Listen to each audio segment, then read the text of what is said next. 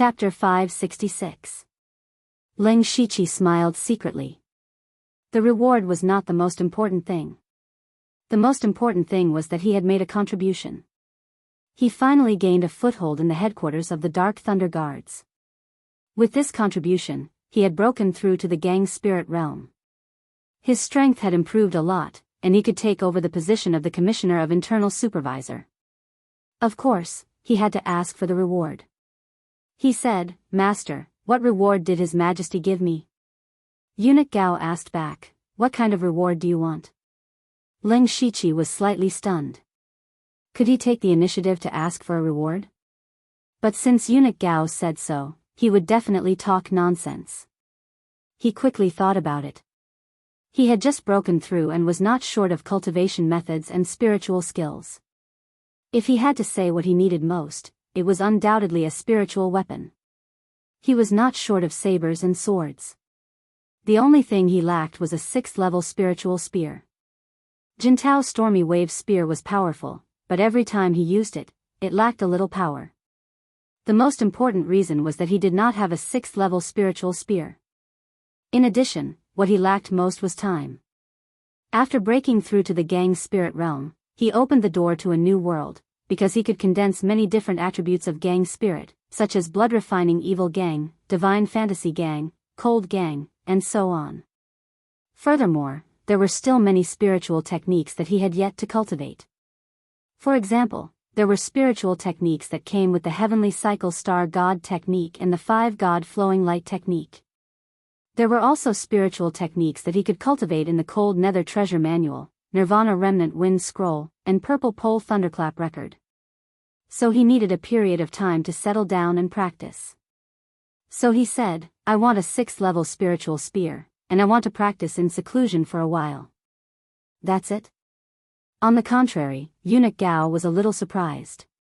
He was very clear that Ling Shiqi was definitely a very greedy person. This time, he had given him the opportunity to take the initiative to ask for a reward, but he only asked for a 6th-tier spirit spear. A 6th-level spiritual weapon might be hard to come by outside, but for Eunuch Gao, it was really nothing. As the saying goes, those who are content are happy. That's all I want. What's more, Master has already given me the order of Internal Supervisor. I plan to take over as the Commissioner of Internal Supervisor after I finish my practice. This is the best reward. Ling Shiqi said frankly, as if money was nothing. Hee hee. Eunuch Gao laughed dryly. Do as you wish. Take out your token and I'll give you 20,000 merit points. A grade 6 spirit spear is probably worth around 10,000 merit points. Take my token and go to the treasury to choose. As for the rest, I'll give it to you as compensation. As for the closed-door training, I can only give you 2 months at most. You also know that the headquarters of the Dark Thunder Guard is extremely busy, and I also have some things for you to do. 2 months is the limit. Ling Shiqi naturally didn't have a choice. He could only agree. Then he came to the treasury of the headquarters of Dark Thunder Guards, which was a deep hall. 2 guards of gang's spirit realm stopped him. He took out Eunuch Gao's token, and the 2 men confirmed it for a while before one of them led him into the main hall.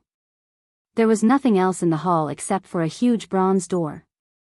The man took out several tokens in a row and struggled for a long time to open the door.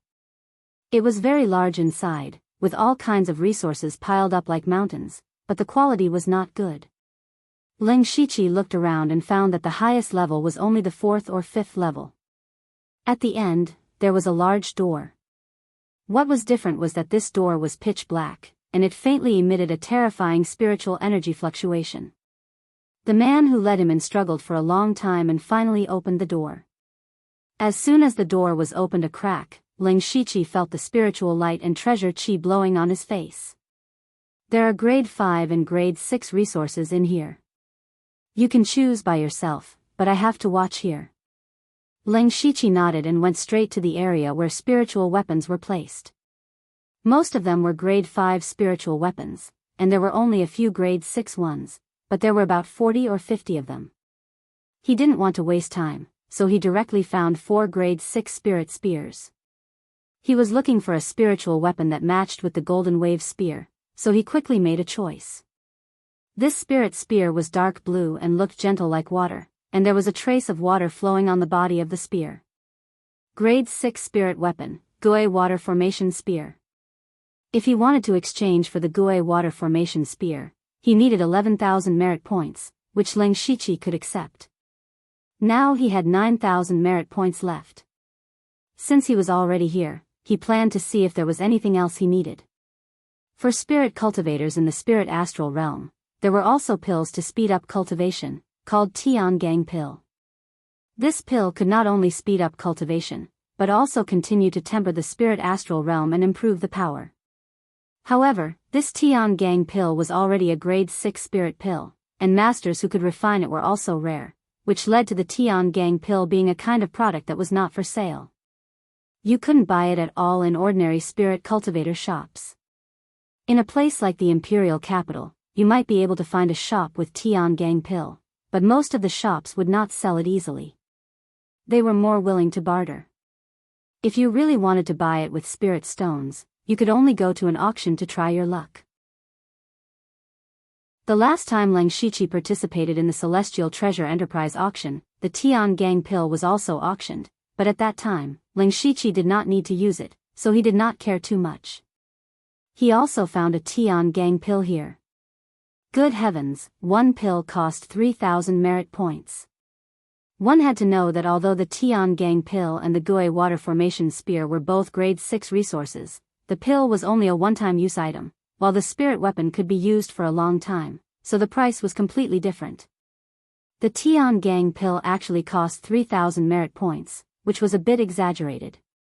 According to Leng Shiqi's knowledge, he Fei Chen and the others could only get a few hundred merit points from doing a mission. It could be seen that the Tian Gang Pill was indeed very precious. He reached out and took the 3 Tian Gang Pills. The 20,000 merit points that he had just received were instantly reset to 0, which made him somewhat helpless. After exchanging for the Gue Water Formation Spear and the Tian Gang Pill, Leng Shiqi headed back. Who knew that when he returned to the courtyard of the 29th Guard Division, he would see a person sitting on a stone bench in the courtyard. That person was Lian Yi. Seeing Lian Yi, Leng Shiqi knew that the other party had come to collect a debt. Sure enough, when Lian Yi saw Leng Shiqi walk in, she said in a strange tone, "Lord Lu, I have heard of your great name often recently. You just came to the Dark Thunder Guard headquarters and killed the Inspector Wei Xiangming. You even showed off at the auction and bought a beauty and dual cultivation technique at a high price. TSK, you really have good luck with women. Recently, you even made a miraculous contribution in Shantai County. Lord Lu, no matter where you go, you can't hide your brilliance. I just don't know if the famous Lord Lu still remembers the conditions he agreed to back then." Leng Shiqi acted as if he did not hear the mockery in Lian Ye's words. He smiled and said, "So it is Lady Lian Yi. I haven't seen you for a long time, and you have become even more charming. I never go back on my promises. If Lady Lian Yi has any requests, please tell me."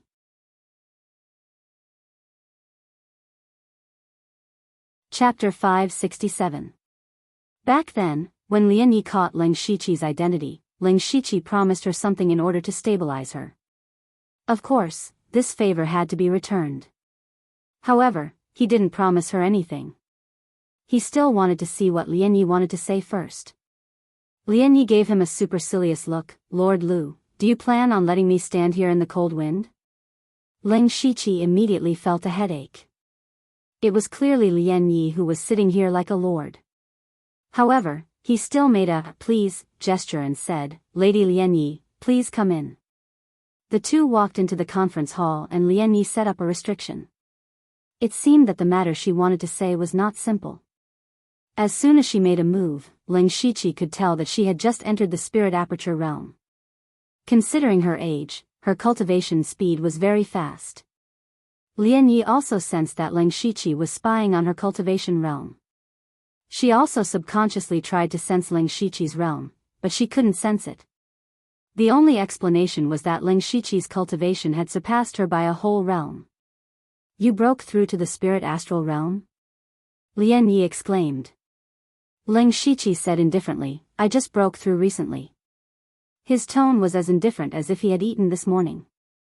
However, the more this tone was, the more Lian Yi felt like she was going crazy. When the two of them met in the illusory spirit's secret realm, they were both in the spirit pulse realm. Only a few years had passed, and there was already a whole realm difference between them. Lian Yi grew up with the title of a blessed girl. In the entire imperial capital, the only girl who was stronger than her in terms of cultivation talent was Mo Lu. In fact, with her current age and cultivation, she would be outstanding even in the top sections. However, she met a freak like Leng Shiqi. Right, I remember that you entered the dragon vein to cultivate. No wonder your cultivation progressed so fast. Lian Yi suddenly thought of this and immediately whispered, No, I have to let foster father take me to the dragon vein to cultivate. Leng Shiqi's heart skipped a beat.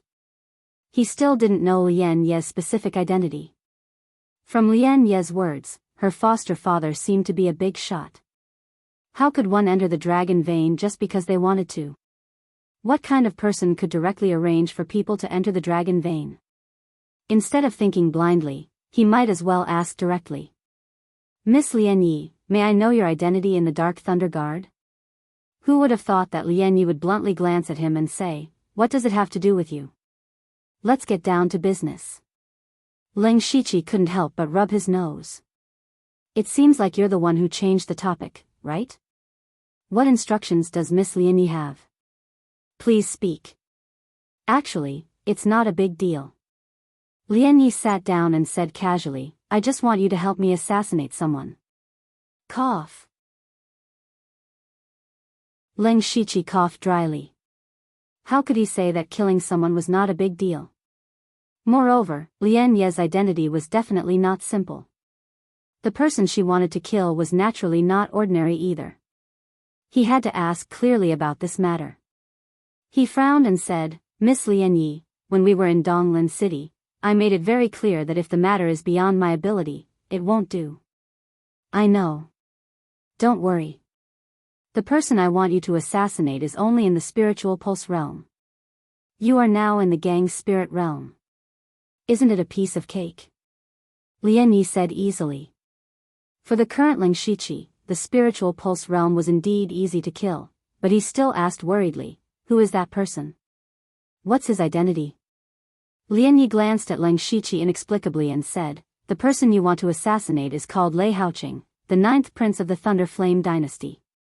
Hearing this, Leng Shiqi suddenly felt confused. He stared at Lian Yi with extremely complicated eyes. Was this girl stupid? How dare she assassinate the 9th prince of the dynasty? And she wanted him to assassinate him? Unless he was tired of living, he wouldn't assassinate a prince. However, Leng Shiqi quickly calmed down and asked tentatively, Are you joking, Miss Lian Yi? Of course I'm not joking.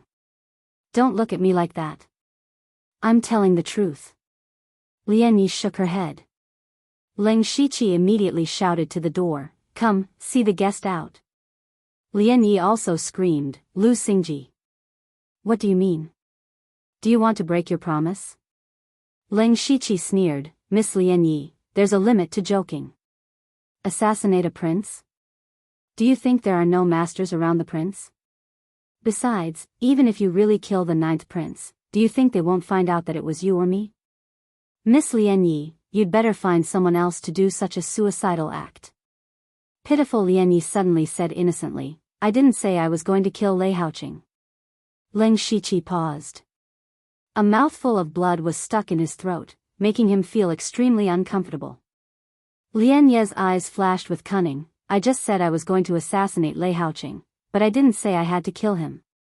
Only then did Leng Shiqi realize that he seemed to have been played. I don't know what Miss Lian Yi is planning. Assassinating a prince is a crime punishable by death. I definitely can't agree to it, he said firmly. Does Lord Lu not want to hear the details? It might even be beneficial to you, Lian Yi said as she blinked her watery eyes. At this moment, Leng Shiqi finally realized that this Lian Yi was getting more and more difficult to deal with. Then, Miss Lian Yi, please make the long story short. At this time, Lian Ye's tone also became heavy. I don't know what wrong medicine that Lei Haoqing took. A long time ago, he often came to bother me. Recently, he went to find my foster father to propose marriage.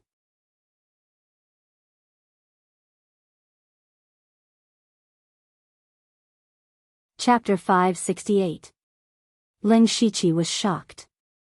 He never thought that the foster father Lian Yi spoke of was actually the commander of the Dark Thunder Guards, Heavenly Sovereign He Yan. No one knew the name of the commander. Lin Shiqi had only occasionally heard people mention that the commander was called Heavenly Sovereign He Yan, but it seemed that no one had ever seen him before. The Grand Commander rarely attended the annual meetings. Even if he did attend, he wouldn't come in person. Therefore, this Grand Commander was very mysterious. Lin Shiqi also thought that Lian Ye's identity was not simple, but he never thought that she was the foster daughter of the commander.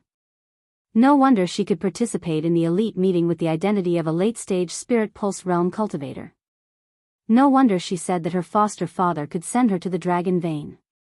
No wonder those princes worked so hard to rope her in. That was the commander of the Dark Thunder Guards. He was in charge of the tens of thousands of Dark Thunder Guards and all the most secretive information in the Thunderfire dynasty.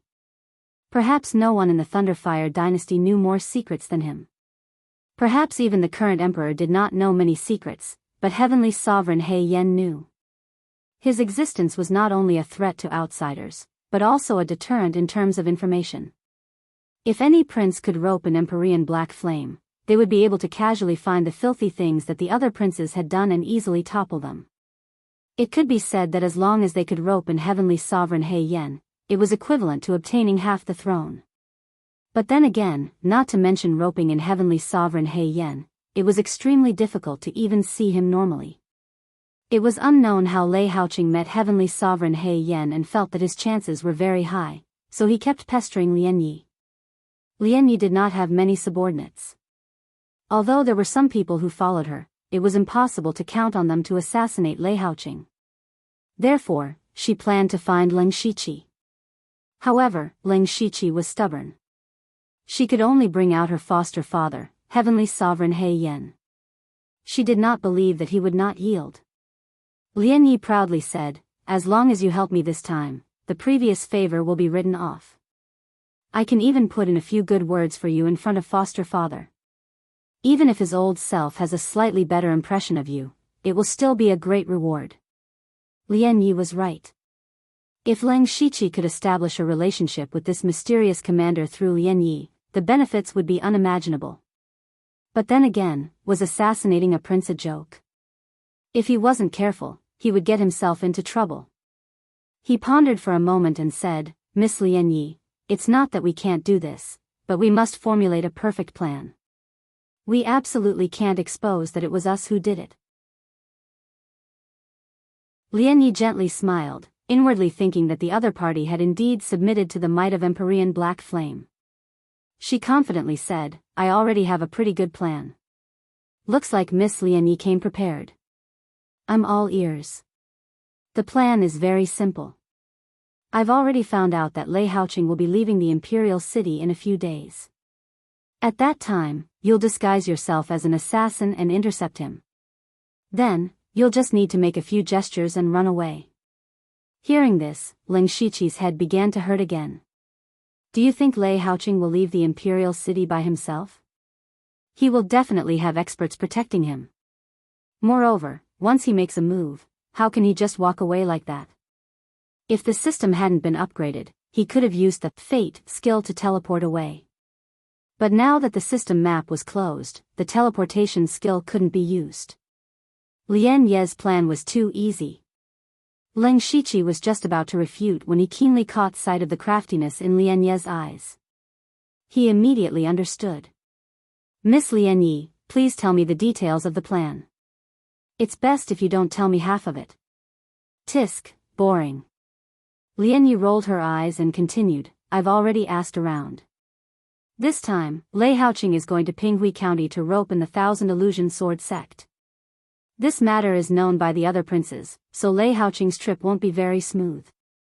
Perhaps the other princes also want to assassinate Lei Haoqing, but they definitely won't dare to do it in the provinces near the imperial city. This is because the imperial city is the most important place for the hidden thunder guards. There are many hidden thunder guards everywhere. I think Lei Haoqing also feels that no one dares to assassinate him near the imperial city. We'll do the exact opposite. When the time comes, I'll transfer away the hidden thunder guards in that area and prepare an opportunity for you to act. I'll also investigate the strength of Lei Haoqing's guards. I won't let you easily take risks. After the matter is done, the other princes will definitely be the suspects and not me.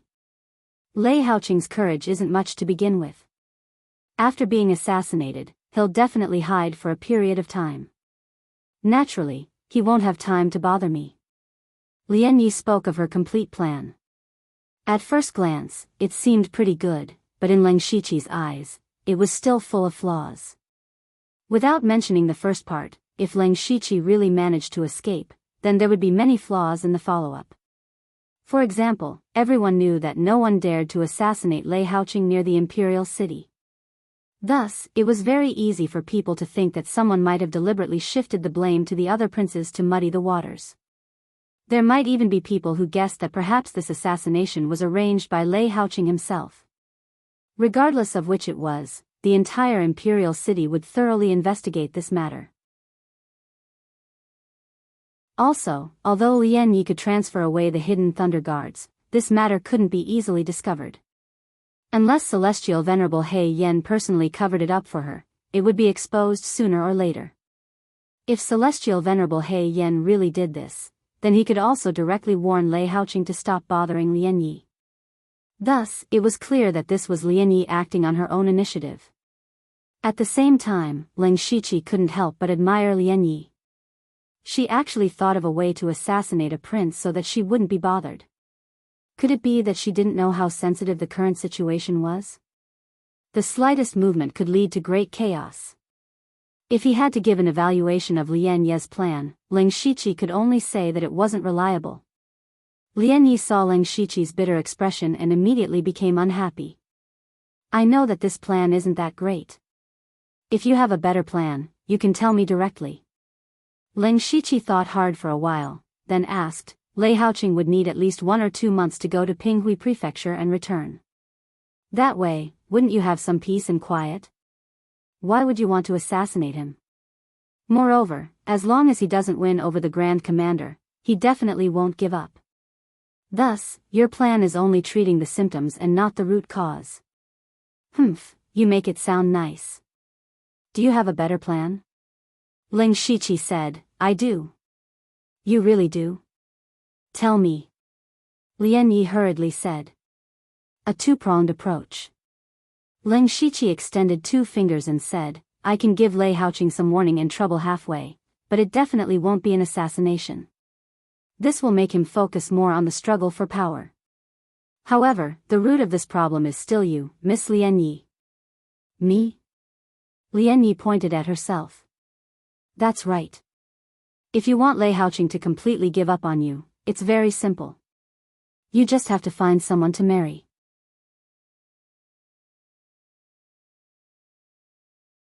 Chapter 569. Marry? Lian Yi suddenly screamed. Fortunately, she had set up a restriction in advance. Otherwise, no one would know what was going on inside.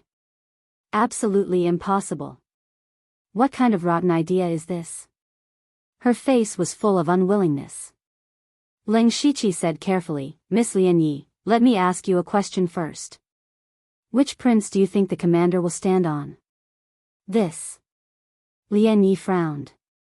She thought for a while and shook her head. I don't know. Then let me answer you. As the commander of the Dark Thunder Guards, Heavenly Venerable He Yen will not support any prince. Leng Shiqi said in a deep voice. The position of the commander of the Dark Thunder Guards is too important. In the struggle for the throne, he must remain neutral and only be loyal to His Majesty. Otherwise, the first to die will definitely be the commander. Therefore, no matter how much Lei Haoqing pesters you, it is impossible to win over the commander. From the commander's point of view, the only way to establish a relationship with him is through you, Miss Lian Yi. If Lei Haoqing gives up this time, then there will be other princes pestering you next time. The only way to resolve this matter once and for all is for you to have a partner. You don't have to marry. You can find someone pleasing to the eye to act as a shield. Once this matter is settled, you will also save the commander a lot of trouble. It can be said to be killing many birds with one stone. After hearing this, Lian Yi fell into deep thought. Leng Shiqi naturally hoped that Lian Yi would accept his suggestion. This way, he would at most harass Lei Haoqing, then he could go into seclusion to cultivate. After a while, Lian Yi said, "You are right. My considerations were too simple. Now there is a change in the plan. Since Lei Haoqing wants to go to the Thousand Illusion Sword sect, let him go. When he comes back, you can make your move. This way, I can have some peace and quiet for a long time. Moreover, I have also thought of a way for you.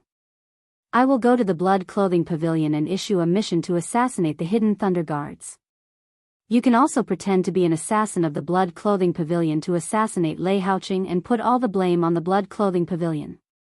In any case, the Blood Clothing Pavilion will not reveal their employer's information. This way, we will be safe. As for finding a shield, let me think about it." At this moment, Leng Shiqi's heart was on the verge of breaking down. He had been going around in circles for a long time, and now, he was going to get himself involved. Pretending to be an assassin of the Blood Garment Pavilion? Lian Yi would never have imagined that the person standing before her was a genuine Blood Garment Pavilion assassin. In terms of strength, Leng Shiqi could be called a golden-striped blood-clothed assassin. Now, in order to return Lian Ye's favor, the Blood Garment Pavilion was accused of assassinating a prince. However, this was indeed a good idea. It would allow him to hide his current identity to the greatest extent. He would also be able to shift his attention to the blood-clad pavilion. In the eyes of outsiders, only the assassins of the Blood Garment Pavilion could accept a mission like assassinating a prince. Moreover, everyone knew that the Blood Garment Pavilion was just a sword in someone else's hand. The most important thing was to find the real culprit behind the scenes, so they would not really go against the Blood Garment Pavilion. Leng Shiqi nodded and said, "The method is fine, but before that, I must obtain detailed information about Lei Haoqing's guards. At that time, if there is any danger, I will retreat. Whether or not I assassinate him is not important. The most important thing is to make Lei Haoqing feel lingering fear. If Miss Lian Yi can agree, I will take the risk and make this trip." Seeing that Leng Shiqi was finally about to agree, Lian Yi immediately said, "Okay, it's a deal." "It's a deal." Leng Shiqi said, "During this time, I will be in seclusion at the 29th Guard Division. When the time comes, Miss Lian Yi can send someone to find me." Lian Yi smiled and said, "Then I will not disturb Lord Lu's cultivation. I will take my leave first." Leng Shiqi cupped his hands and sent Lian Yi away. He had a headache and thought to himself that it was best not to owe a debt of gratitude. It was really too troublesome. Thinking of this, he suddenly remembered that he still owed Eunuch Gao a big favor. He did not know what Eunuch Gao would ask him to do. Leng Shiqi shook his head and threw away the messy thoughts. Then he called He Feichen and said a few words before entering the secret room to begin his seclusion. He needed to do 3 things in this seclusion. First, he needed to consolidate his cultivation. Then, he needed to condense various kinds of spirit highland. Spirit cultivators in the spirit astral realm used their own spirit power as the foundation. In addition, they used external objects to steal a trace of the power of heaven and earth to condense spirit highland. Therefore, the spirit astral realm was much stronger than the spirit aperture realm. For example, he used the crimson gold earth dragon flames to condense the crimson gold dragon flames. Even if he did not consume the power of the fire seed, as long as he used his spirit power, he could display 30 to 40% of the power of the crimson gold earth dragon flames. It must be known that every time he used the crimson gold earth dragon flames, the fire seed would weaken very quickly. This meant that he could not use the crimson gold earth dragon flames for a long time and could only use it as a trump card. However, the crimson gold dragon flames was completely different. As long as he had enough spirit power, he could use it wantonly. Moreover, 30 to 40% of its power was already shocking enough. It was far stronger than ordinary fire attribute Spirit Highland by several times. Next, he planned to condense the cold nether Spirit Highland. After all, Eunuch Gao had already prepared the materials. It was the most convenient. In addition, he also had the wind and thunder power absorbed from the wind-thunder divine luck stone. It was also a part of the power of heaven and earth. It could be used to condense wind and thunder attribute Spirit Highland. The Blood Slaughter 7 Fiend art and 5 God Flowing Light art were relatively special cultivation methods. The Blood Slaughter 7 Fiend art could cultivate the blood refining fiend art, but it did not need to rely on external objects. It needed to feed on one's own blood essence. After cultivating it, every move consumed one's blood essence. It had a strong burst of power, but the disadvantage was that it could not be used for a long time. But for an assassin, it was a one-hit kill. If it was a protracted battle, it meant that one had already failed. The 5 God Flowing Light art directly communicated with heaven and earth through spiritual power. From there, one could condense the divine dream Spirit Highland, which could greatly enhance the power of illusions. It was a pity that the 10,000 goo spirit devouring art required a large number of special goo worms to cultivate the Spirit Highland. The Crimson Ice Crystal art also required extremely cold items. Therefore, Leng Shiqi could only condense the above few types of Spirit Highland. Of course, a normal spirit cultivator being able to cultivate one type of Spirit Highland was already the limit. Those who had 2 types of Spirit Highlands were extremely rare, and Leng Shiqi was able to cultivate 6 types of Spirit Highlands at his current stage, so he should be satisfied. In addition to condensing Spirit Highland, many high-level cultivation methods could be cultivated. For example, the follow-up cultivation method of the Cold Nether treasure book that Eunuch Gao gave him not long ago had a 6th-level spirit technique, Cold Nether Hell. The Nirvana Remnant Wind Scroll and Extreme Purple Thunder Sound record also had Whirlwind and Extreme Purple Lightning Hand respectively, and they were both 6th-level spirit techniques. After arranging his own cultivation process, Leng Shiqi finally began his closed-door cultivation.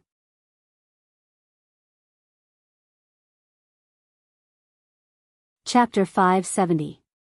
On a night more than a month later, a huge procession was traveling on a wide official road. There were 4 palanquins in the middle of the procession, and the one at the front was a royal palanquin with golden patterns. It was luxurious and noble. There were 3 palanquins at the back. They were also more exquisite, but not as luxurious. There were dozens of guards at the front and back of the palanquins. Every one of them had spiritual energy flowing through them. They were all experts at the 4 realms of the sky realm. The person sitting in the palanquin with golden patterns was the 9th prince of the Thunderblaze dynasty, Lei Haoqing. At this moment, Lei Haoqing's face was glowing, and the corner of his mouth was brimming with a proud smile. Beside him, there was a young eunuch kneeling and massaging his legs. Lei Haoqing laughed and said, "Ha, the top sect, the 1000 Illusionary Sword sect, has submitted to me. Now, my forces are even stronger than the 4th and 13th princes. I'm only slightly weaker than Big Brother.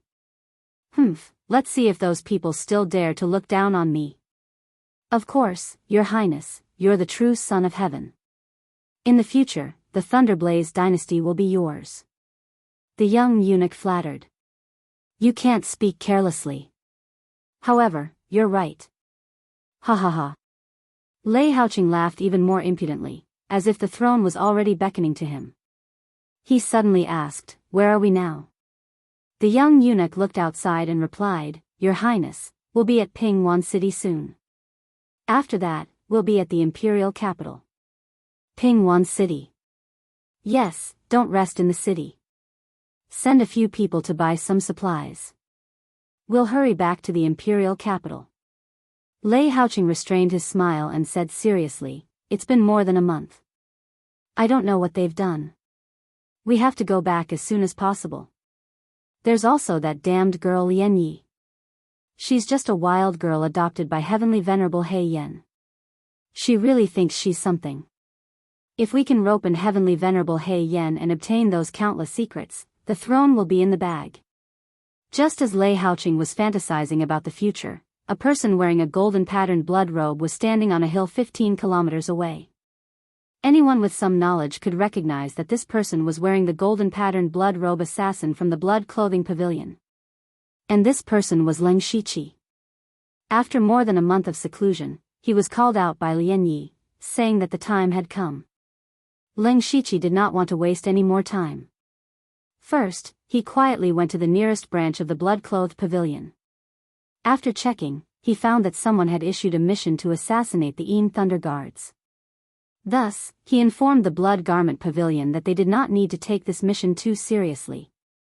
They just needed to put on an act. At the same time, he was directly promoted to a golden-striped blood-clothed killer with the cultivation of Gang's spirit realm. He also got several Heaven Gang elixirs, which was a big harvest. After that, he had spurred his horse and arrived at the path that Lei Haoqing had to take to return to the imperial capital. Now, Lei Haoqing's group was completely exposed to him. Being in Gang's spirit realm, the scope of his Byakugan had expanded to a radius of 30 miles. There were 60 or 70 people in Lei Haoqing's guards. Most of them were in spiritual pulse realm, a dozen in spiritual aperture realm, and several in spiritual gang realm. This arrangement was comparable to the high-end combat power of a second-rate sect. This was somewhat inconsistent with the information that Lian Yi had given him. According to the intelligence, there were only 2 gang spirit realm masters around Lei Haoqing, but now there were 5.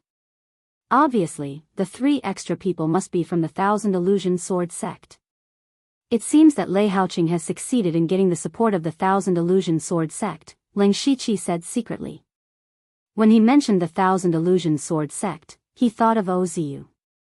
He didn't know how Ozu was doing in that small secret realm. He had said that he would not come out until he reached the spiritual aperture realm.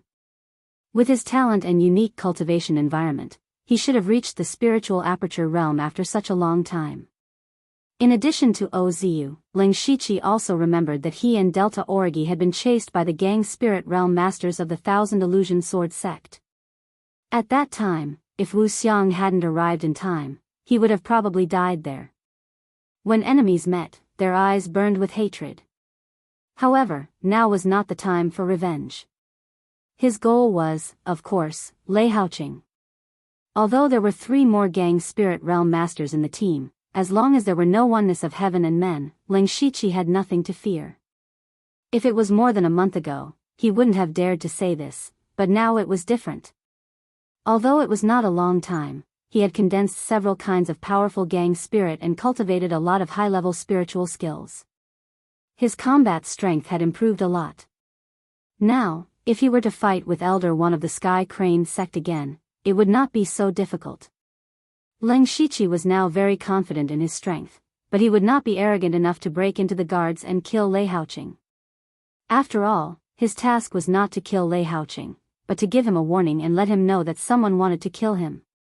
He turned one hand and an ice crystal longbow appeared in his hand. This was the 5th level spiritual weapon he chose in the Gu God sect, the Xian Ice Bow. He had not used this Xian Ice Bow since he got it.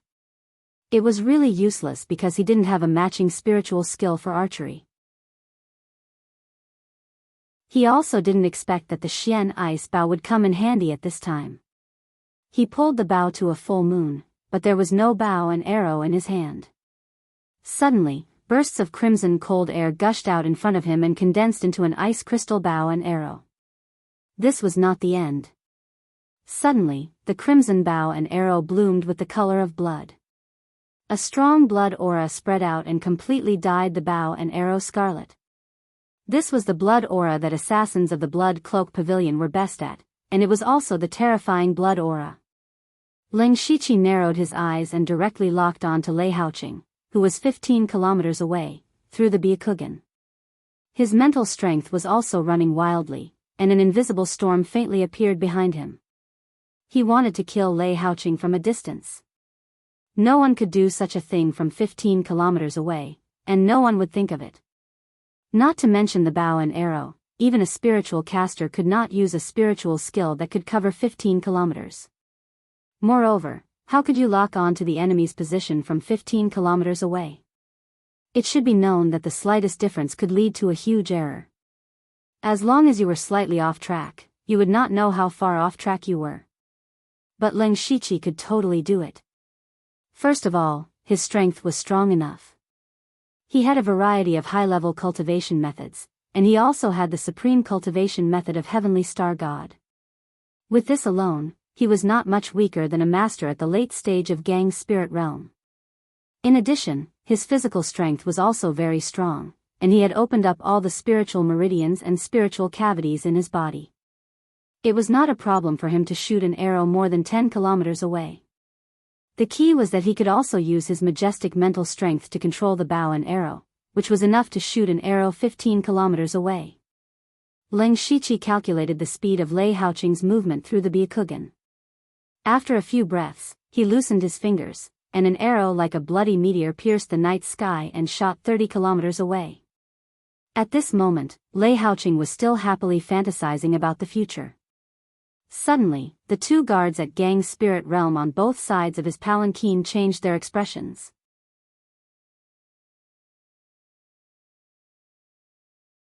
Chapter 571. The two guards in Gang's spirit realm suddenly reined in their horses, and the people in the 3 sedan chairs behind them jumped out and looked up at the sky. In the night, they saw a blood-red meteor shooting towards them at an amazing speed. At first, it was just an inconspicuous red dot, but in the blink of an eye, the blood-red meteor had approached. The horrible evil chi contained in it was frightening even from a distance. Who is it? Assassin. Protect the Emperor. Lei Haoqing's two guards in Gang's spirit realm shouted at the same time. The old man in fine clothes slapped out, and a stream of evil chi burst out. In it, one could vaguely hear the wailing of evil ghosts, which was extremely gloomy. The one-armed man next to him lit up a single saber in his left hand, and a powerful pure yang saber gang rose to the sky, as if to tear the world apart. The other 3 experts in Gang's spirit realm of the Thousand Illusion Sword sect reacted a little slower. They also drew out their swords, and the violent sword gang swept in all directions. The 5 experts in Gang's spirit realm joined forces to attack the blood-red meteor. They thought it would be easy to destroy it, but the blood-red meteor suddenly changed its direction in midair and circled around, dodging all the attacks. The 5 of them turned pale with fright. Seeing the bloody meteor shooting straight at Lei Haoqing's palanquin, the 5 of them immediately surrounded the palanquin tacitly. Immediately, 5 dazzling spiritual gang appeared and protected the palanquin. With a loud clang, the 5 spiritual highlands were slightly distorted. Fortunately, they managed to block this strange attack. What happened just now happened in a few blinks of an eye. It was not until then that the other dozens of guards realized what had happened. All of them protected Lei Haoqing as if they were facing a formidable enemy. What a joke! If Lei Haoqing really died here, all of them would be buried with him. Maybe their families would be implicated because of this. Who on earth dares to plot against the 9th prince? Do you know that this is a serious crime that can lead to the execution of all 9 generations of your family? The old man in luxurious clothes shouted. His eyes were also looking around, but he did not find any clues. Lei Haoqing, who was sitting in the palanquin, was already pale from fright. His body was drenched in sweat. His cultivation talent was average, and he was already 30 years old, but he was still in the early stage of the spirit pulse realm. Therefore, the movement of several Gang spirit realm practitioners outside just now was no different from the collapse of heaven and earth for him. Of course, this was nothing. What truly terrified him was that someone had actually come to kill him. Who in this world would dare to kill him? Who wanted to kill him? Who had the ability to kill him? There was no need to think about the answer. It must be the other princes. Especially the first prince, Prince Ing, the 4th prince, Prince Qi, and the 13th prince, who was favored by the emperor, were the most suspicious. Lei Haoqing trembled as he said fiercely, "They must have been afraid that I had the support of the 1000 Illusionary Sword sect and surpassed them, so they tried to kill me. Good, my good brothers." Outside, the guards were nervous for a long time, but there was no movement in the surroundings. After the time it took to burn a stick of incense, the old man in luxurious clothes withdrew his spiritual gang and turned to walk into the imperial palanquin. "Your Highness, are you all right?" After such a long time, Lei Haoqing also calmed down a little. He said, "Mr. Mo, I'm fine. What's going on outside? Why is there no movement for a long time?" Mr. Mo said, "Just now, there was indeed a sneak attack by a master, and his means were strange and unpredictable. The 5 of us joined hands to block him. The man failed to kill him, so he probably knew that he had no chance and fled." Hearing this, Lei Haoga felt a little relieved. Whether the assassin could be caught or not was a matter for later. At least he was safe now. He asked again, "Mr. Mo, can you infer from the assassin's spiritual skill which master he is?" The blood-red flowing light just now was a very strong gang chi, called Blood Evil Gang. Therefore, the assassin must be a golden-striped blood-robed assassin from the blood-robed pavilion. Mr. Mo said in a low voice. "Blood-robed pavilion?" Lei Haoqing was also shocked when he heard these 3 words. Blood-robed pavilion was a world-famous assassin force, and it was even more notorious in the Thunder Flame dynasty. It was also known as one of the 7 unique sects in the world. In terms of strength, it was definitely far superior to the 1000 Illusionary Sword sect, which was also a top sect. But even if he knew that the assassin was from the blood-robed pavilion, what could he do? Was he going to attack the blood-robed pavilion? That was obviously impossible, so what Lei Haoqing wanted to know most now was who hired the blood-robed pavilion assassin. "Mr. Mo, can you find out who the employer is from the blood-robed pavilion?" Mr. Mo suddenly looked embarrassed and said, "Your Highness, you don't know that the blood-robed pavilion never divulges any information about the employer. Even if we get the employer's information by various means, maybe that person is just a puppet. As far as I know, the real murderer will not show any flaws, but I think the murderer must be among those people." He said it very obscurely, but it was also very clear.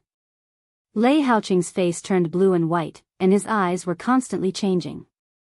He asked again, "Mr. Mo, do you think the blood-robed pavilion assassin has a chance of succeeding in the assassination with you 5 masters in the gang's spirit realm?" Mr. Mo shook his head and said, "It's almost impossible, so I think this may just be a warning to your Highness." "Warning?" Lei Haoqing showed an unhappy look. "What a good warning. Let's wait and see." Then, Lei Haoqing and others continued to move forward cautiously. Leng Shiqi, who saw all this, smiled slightly. He had fulfilled Lian Ye's request and didn't show up from the beginning to the end. If he could be found out by others in this way, he would admit defeat. Then he turned and left directly, leaving only the frightened Lei Haoqing and the panic-stricken guards. The next day, Leng Shiqi returned to the state of closed-door training. Now he didn't have the system, so he could only rely on himself to practice and comprehend the spiritual skills. He couldn't delay it at all. The news that Lei Haoqing was assassinated on his way back spread like wildfire, and the whole imperial capital was shocked. The first thought in many people's minds was not to guess who the murderer was, but to realize that the fight for the throne had become so fierce. It was common for those princes to form cliques and fight for power and profit. There were also many people who secretly set up obstacles, but there had never been such a thing as assassination. Lei Haoqing's assassination was like a signal, a fuse, which instantly raised the conflict between the princes to the most tense point. In Prince Ying's mansion. Prince Ying was Lei Haoyan, the first prince. As the first prince, he was not favored at first, because his birth mother's identity was very ordinary. But Lei Haoyan was very capable. When he came of age, he took the initiative to join the army. He had been on the battlefield for a long time and made countless military exploits. When he was in his 30s, he was conferred the title of Prince Ying and was not driven away to his fief, which showed that he was valued very much. Now Lei Haoyan was in his 40s. After receiving the news that Lei Haoqing was assassinated, he only said one sentence: petty tricks.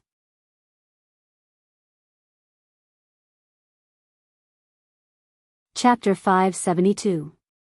Prince Qi's Palace. Prince Qi was the 4th prince, Lei Haoran. He was not the eldest son, but his mother was the empress. Therefore, when Lei Haoran reached adulthood at the age of 18, he was given the title of Prince Qi. From then on, he became the center of attention. Until now, his henchmen had spread throughout the imperial court, and he had many strategists by his side. It could be said that he had established his own faction. At this moment, he was conversing with a capable strategist. "Mr. Yan, what do you think about the assassination of Lei Haoqing?" The man with the goatee opposite him smiled. "There are only two possibilities. First, the other princes could not hold it in. Secondly, someone did it on purpose in order to mess up the situation." Lei Haoran also looked thoughtful. "If it's the first possibility, who do you think did it, Mr. Yan?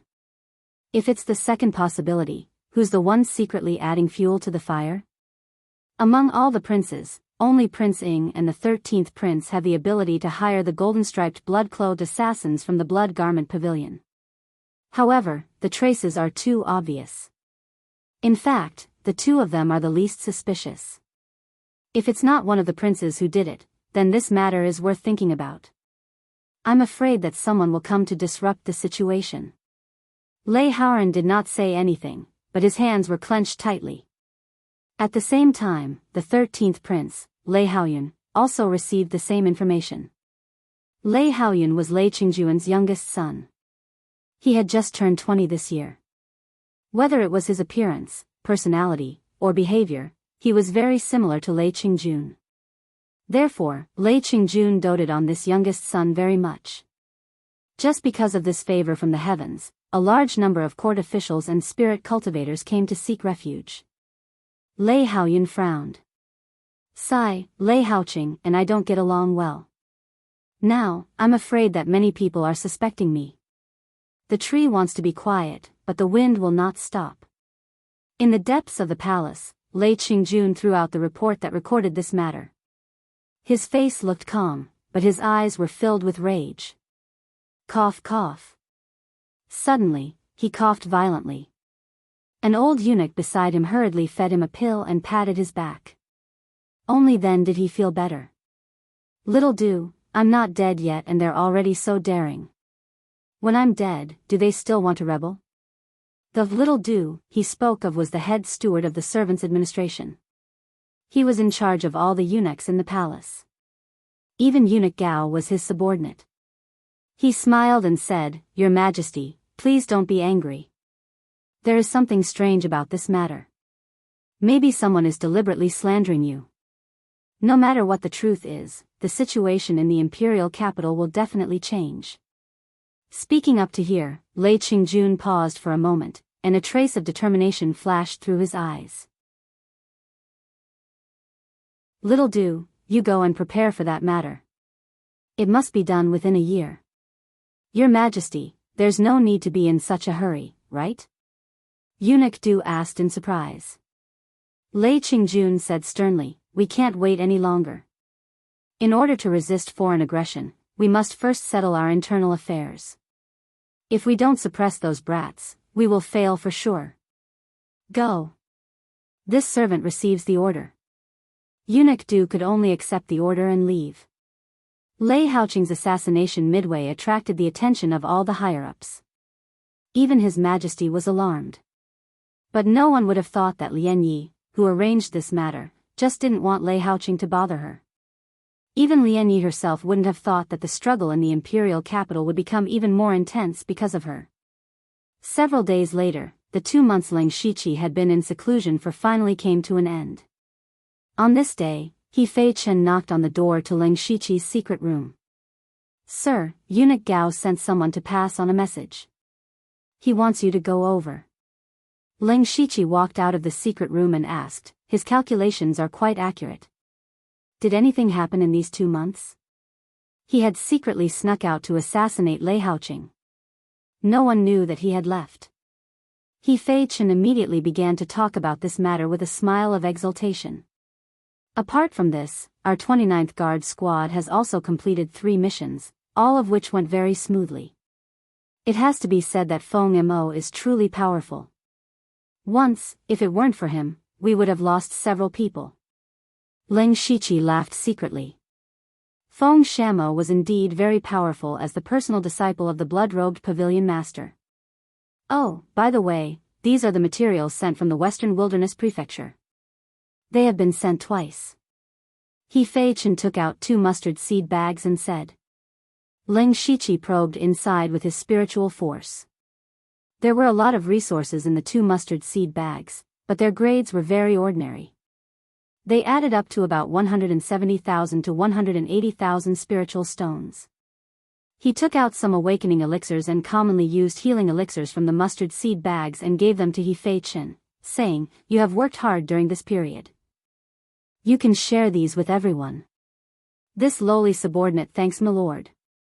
He Fei Chen didn't say any more courteous words and happily received it.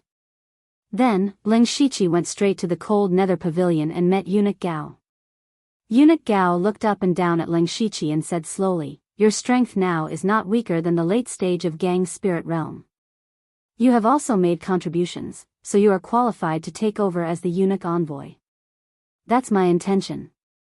Ling Shiqi nodded. He had planned to be promoted as the eunuch envoy by himself after coming out of training. "Well, you can do it in 2 days. At that time, you will also be in charge of several guards, and your status and rights will be announced soon." Hearing this, Ling Shiqi felt a little strange.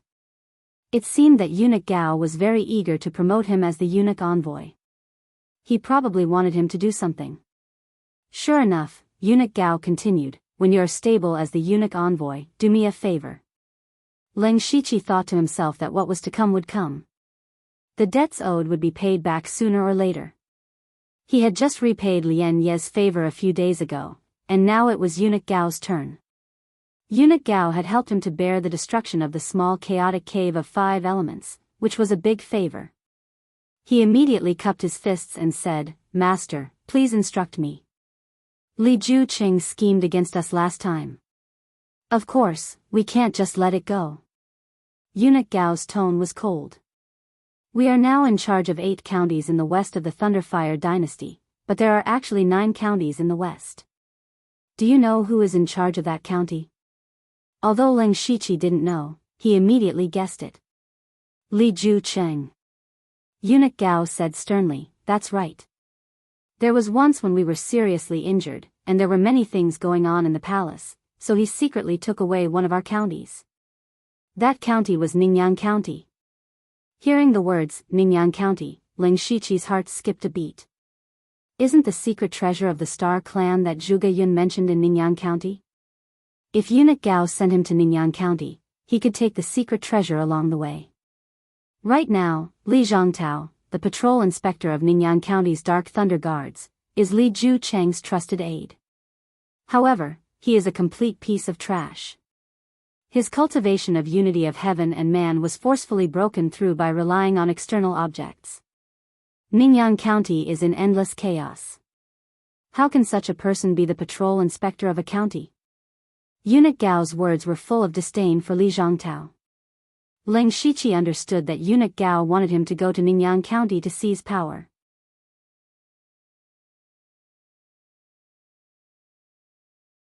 Chapter 573. Eunuch Gao continued, "I will check the official documents of Ningyang County for you. You will go to Ningyang County as an inner supervisor, which is half a level higher than Li Zhongtao. It is also good for you to do things. If you can overthrow Li Zhongtao and replace him, the previous favor will be written off. Not only that, I can also grab the position of deputy director for you." Deputy director.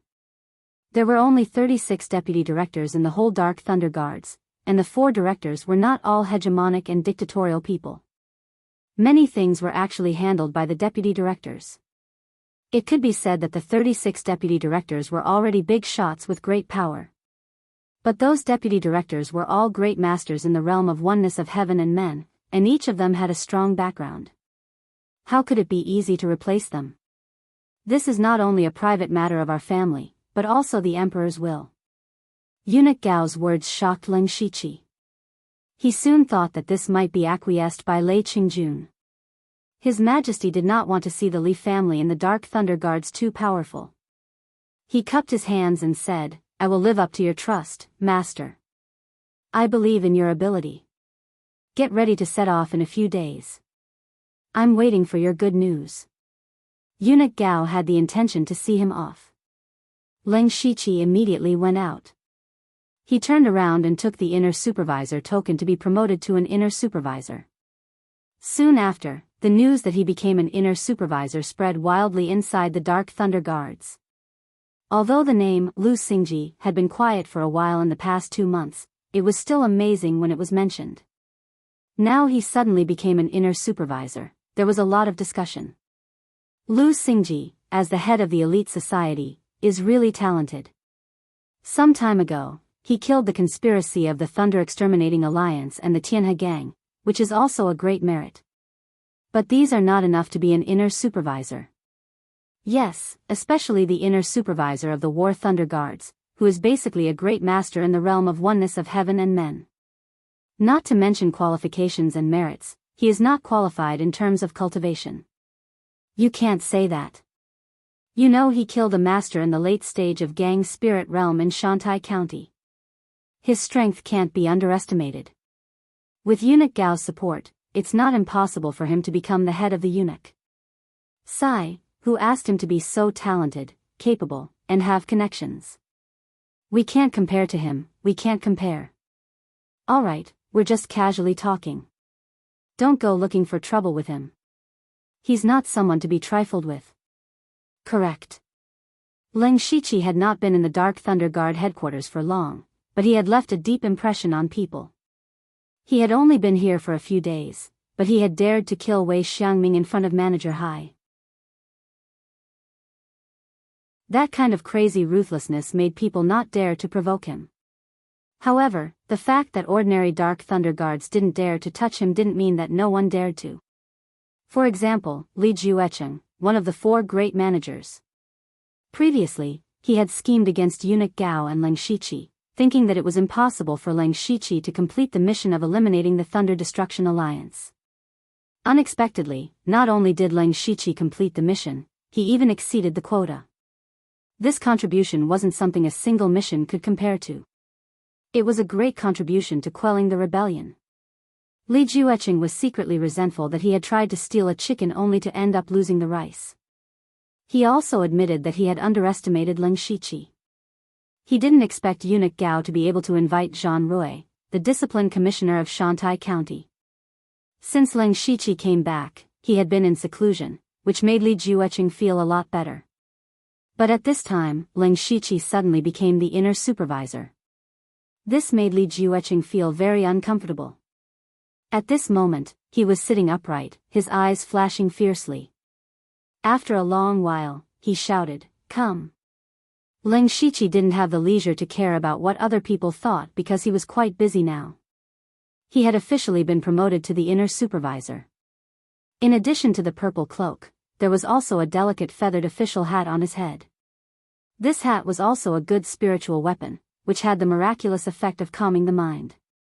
As the inner supervisor, Leng Shiqi could command 5 War Thunder Guards, from the 28 guards to the 32 guards, now under his command. The 28 guards had been reorganized recently, but there were not many people, only 9. One of them was at the early stage of Gang Spirit Realm, and the rest were at the middle and late stage of Spirit Aperture Realm. The number of other guards varied from a dozen. In total, he had 6 Masters of Gang Spirit Realm and nearly 100 War Thunder Guards of Spirit Aperture Realm in his hands. Moreover, these War Thunder Guards were famous for their powerful combat strength.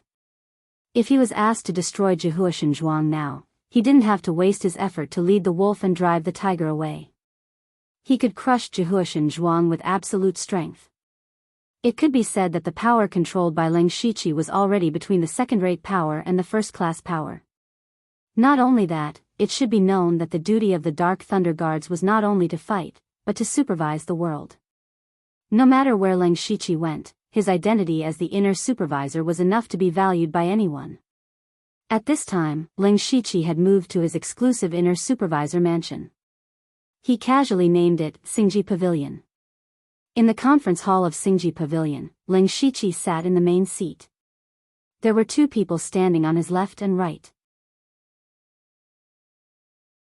They were Feng Sha Mo and Huang Lao. There were 5 people below.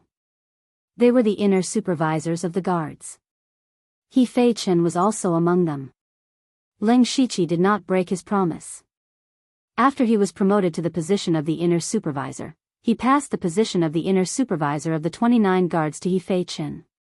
According to qualifications and strength, Huang Lao was the most suitable candidate. However, Huang Lao was not interested in power.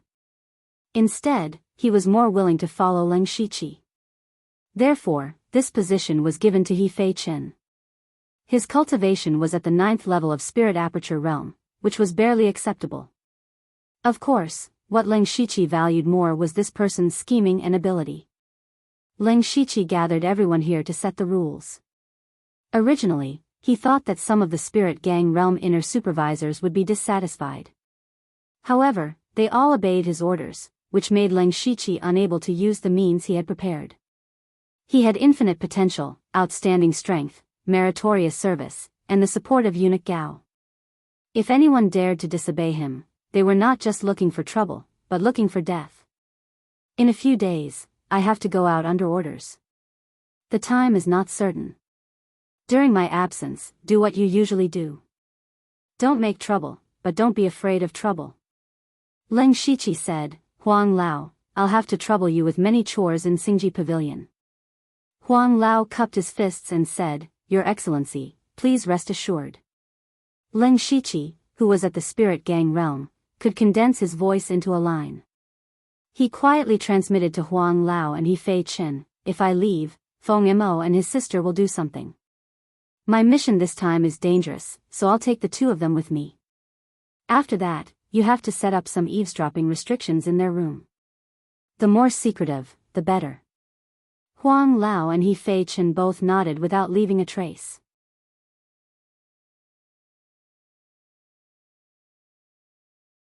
Chapter 574. Ningyang County was located in a remote area and was not considered rich.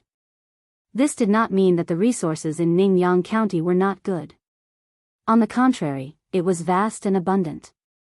The production of all kinds of resources was extremely high, especially the ores and materials used to refine spirit weapons. They took up more than half of the production of the entire Thunderfire dynasty.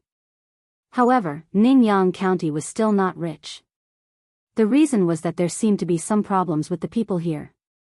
Most of the people in Ningyang County were conservative, stubborn, and had a trace of arrogance. This was because Ningyang County was one of the origins of the human race. Its long history could be traced back to hundreds of thousands of years ago. This made the people of Ningyang County feel very proud. Today, the forces in Ningyang County were basically divided into 2 types. One was the normal spirit cultivator sects, and the other was the ancient tribes. The strongest sect in Ningyang County was the Divine Forge Peak. It was one of the top sects in the world along with the Blood Cloak Pavilion. More than half of the refiners in the world came from the Divine Forge Peak. Every year, countless people would go up the mountain to ask the Divine Forge Peak to forge spirit weapons. However, the Divine Forge Peak had its own rules and would not easily forge spirit weapons for them. Other than the Divine Forge Peak, the other spirit cultivator forces were very ordinary. Only a few first-rate forces could be taken out. This could not be blamed. The main reason was that most of the people in Ningyang County were born in tribes. They were basically taught by the elders of the tribes. Unless the tribe's foundation was not enough, they would let their descendants enter a spirit cultivator sect to cultivate. In addition, because Ningyang County produced a large amount of resources, the Thunderfire dynasty had a strong control over this place. There were also some people who chose to join the Thunderfire dynasty. So many resources flowed in and out, but Ningyang County was not very rich. Another important reason was that many of the resources were secretly flowing to one place. That was the Dark Thunder Guards of Ningyang County. In a place with a large amount of precious resources, how could there not be any corruption? As long as someone dared to do it, the Dark Thunder Guards would be able to find out. However, the patrol inspector of Ningyang County's Dark Thunder Guards, Li Zhangtao, would not expose and punish these people. Instead, he would let them do as they pleased and take a cut from them. Li Zhangtao's method was actually similar to the Leng Shiqi's method in the West Desolate province. This way, a large amount of spirit stones and resources would flow into Li Zhangtao's pocket every once in a while. Of course, it would flow into Li Ju's pocket. It could be said that the position of Ningyang County's inspector was the Li clan's money bag. They would never allow anyone to touch it.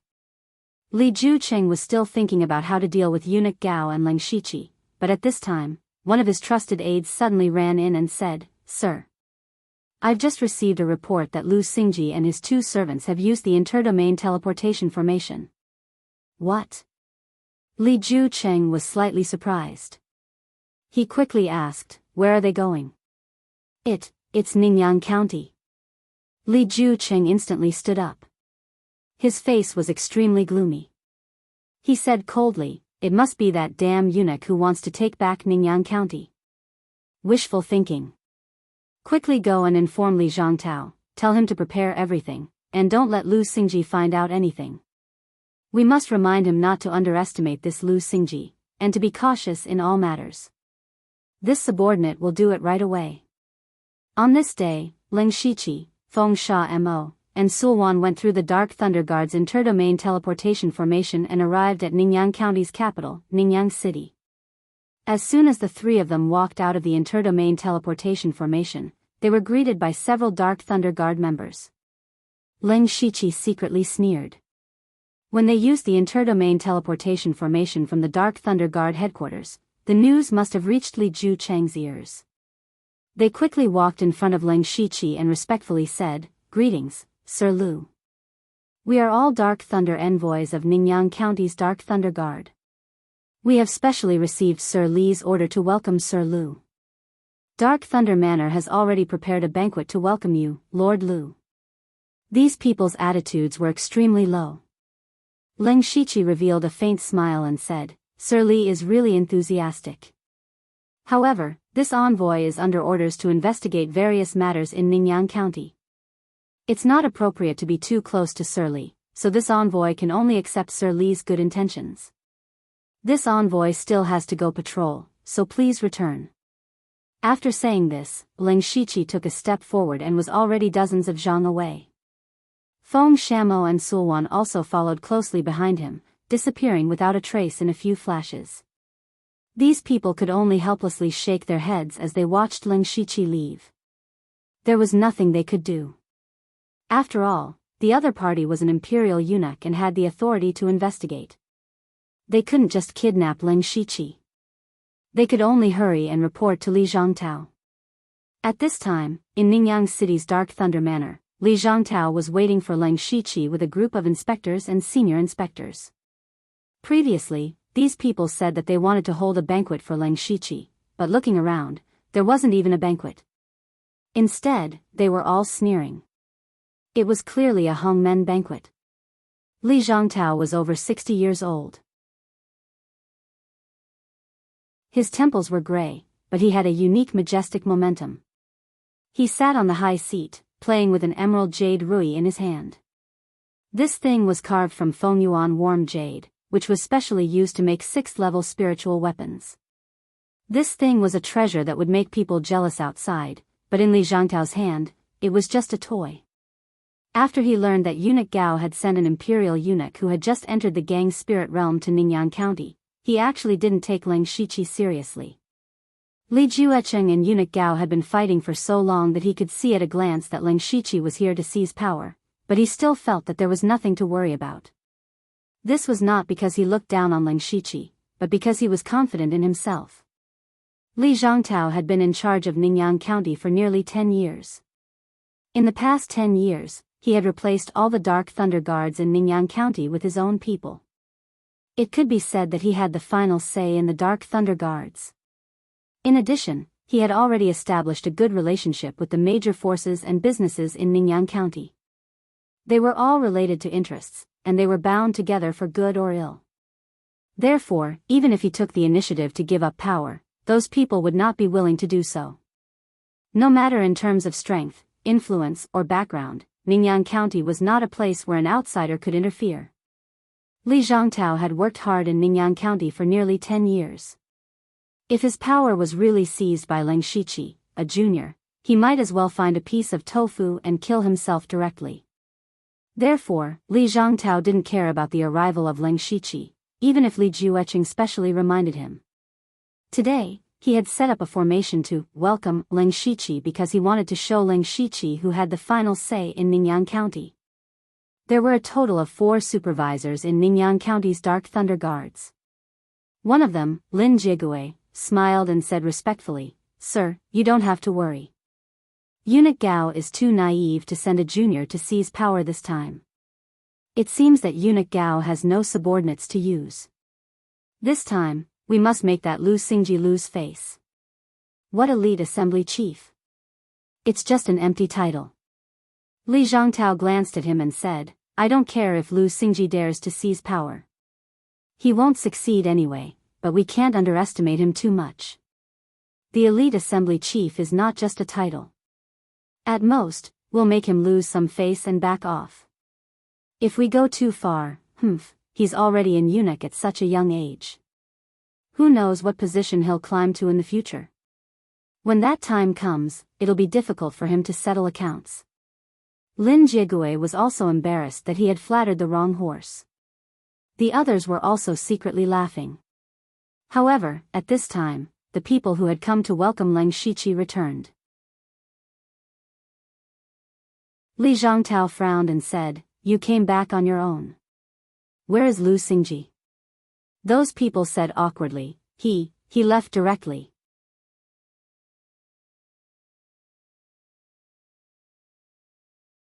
Chapter 575.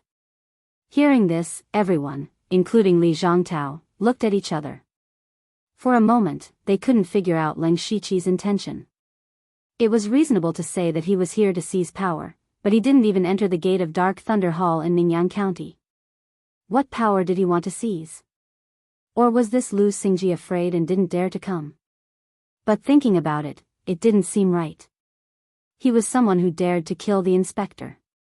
How could he not even dare to enter the gate of Dark Thunder Hall in Ningyang County? Li Zhongtao couldn't figure it out. He didn't know where Leng Shiqi had gone. He suddenly felt aggrieved. It was as if he had clenched his fist but ended up punching soft cotton. It was very uncomfortable. He had been an inspector in Ningyang County for 10 years and was used to holding everything in his hands. However, Leng Shiqi didn't play by the rules and escaped his control from the beginning. This made Li Zhongtao's plan fall through, making him feel very depressed. However, he immediately snorted and said, "Let the brothers watch him closely. I want to know his every move and see what he's planning." Anyway, Li Zhongtao was very confident in himself. He believed that in the face of absolute power, no matter what tricks Leng Shiqi played, he couldn't shake him. He just had to deal with all changes by sticking to the status quo. After leaving Ningyang City, Leng Shiqi went deep into the mountains and forests. Using the super detection ability of Byakugan, he easily got rid of the tail behind him. Then, the 3 of them went to the branch of the blood-clothed pavilion in Ningyang County. The pavilion leader of this branch was called Chan Yi. When the 3 of them arrived, Chan Yi was shocked. Standing in front of him was the direct disciple of the pavilion leader and 2 disciples of Wu Xiang, one of the 9 Hades blood-clothed assassins. Not to mention anything else, just their identities were not people he could afford to offend. "The 3 of you must have come from afar for something. Please speak," Chan Yi said politely. This time, Leng Shiqi didn't speak. The one who spoke was Feng Shamo. He waved his hand and said, "Bring me all the information on the Dark Thunder Guards in Ningyang County." The reason why Leng Shiqi and the others came here was, of course, to obtain information on Li Zhongtao. In the Thunderfire dynasty, only the blood-clothed pavilion could compare to the Dark Thunder Guards in terms of information. So, he was sure that there would be information on the blood-clothed assassins, especially information that couldn't be revealed. As long as he could get information that was unfavorable to Li Zhongtao, it would be much easier to do things in the future. Although Chan Yi didn't know why Feng Shamo was doing this, he didn't ask and immediately went to instruct his subordinates. Not long after, a few blood-red assassins walked in with a few stacks of information. So much? This was what Leng Shiqi and the other two thought at the same time. They didn't hesitate and quickly scanned through the information. They wouldn't know if they didn't read it, but as soon as they read it, they realized that it was all about the Dark Thunder Guard's dark history of corruption. Looking at it carefully, there weren't many in the early years, but there were more in the later years. Especially in the last 2 years, the information was piled up like a mountain. It wasn't an exaggeration to say that it was too much to count. Why does our blood-clothed pavilion have so much information on the Dark Thunder Guards? Leng Shiqi couldn't help but ask. Chan Yi was actually a little surprised because he had never paid attention to it. He couldn't explain, so he could only look at the people who brought the information. One of them said, "Sirs, we didn't collect this information on purpose. It's just that the Dark Thunder Guards have been too brazen in recent years. Many things are even out in the open. This information was only casually collected by our informants. If we dig deeper, there will be more." Hearing this, Leng Shiqi also felt that Li Zhongtao was getting more and more arrogant. As long as he, the Dark Thunder Guards, didn't investigate, who would dare to investigate such dirty things? This was simply embezzlement. However, this was definitely good news for Leng Shiqi. Although the information he had now couldn't be used as direct evidence, it would be enough to threaten Li Zhongtao if he collected a little. Li Zhongtao might not care about the evidence, but Leng Shiqi would at least have a reason to take action. Leng Shiqi took the information and asked, "Is there any more information on the Barren River tribe here?" "The Barren River tribe?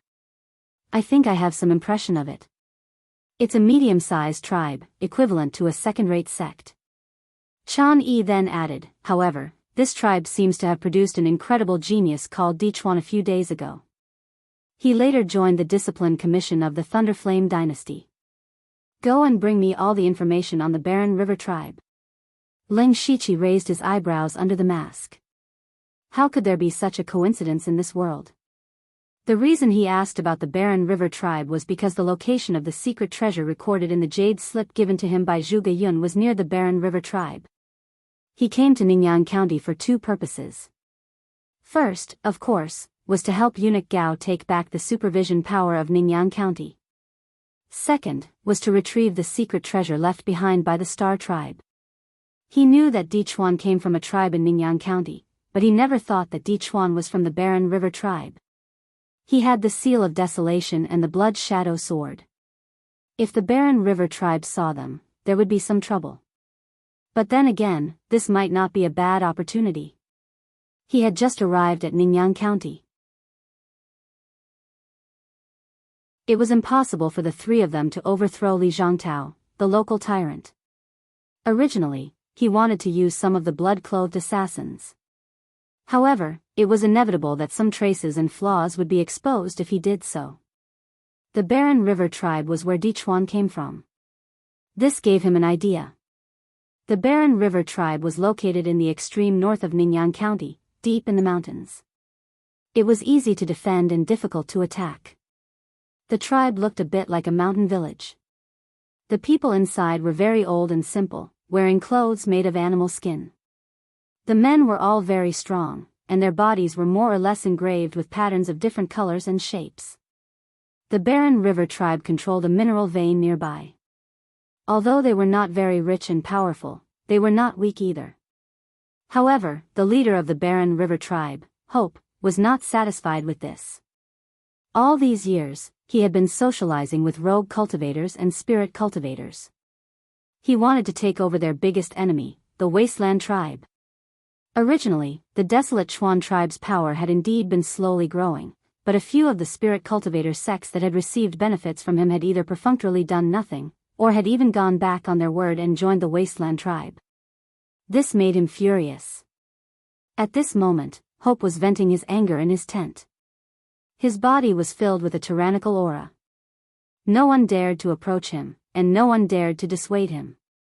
This was because the Huangchuan tribe had ambushed one of his caravans yesterday and suffered heavy losses. When he finished venting, the tent was already in a mess. He looked at the servants huddled in the 4 corners and roared impatiently, "Get out! Those people immediately ran out with their heads covered in dust. Hope picked up a jar of wine and drank it. However, at this moment, a strange figure suddenly appeared. "Why are you so angry, Leader Hope?" "Who is it?" Hopu exclaimed. This was the core of the Baron Chuan tribe, and he himself was at the peak of the gang's spirit realm. Who could come to him without a sound? A figure wearing a black mask came out. "I'm here to help you."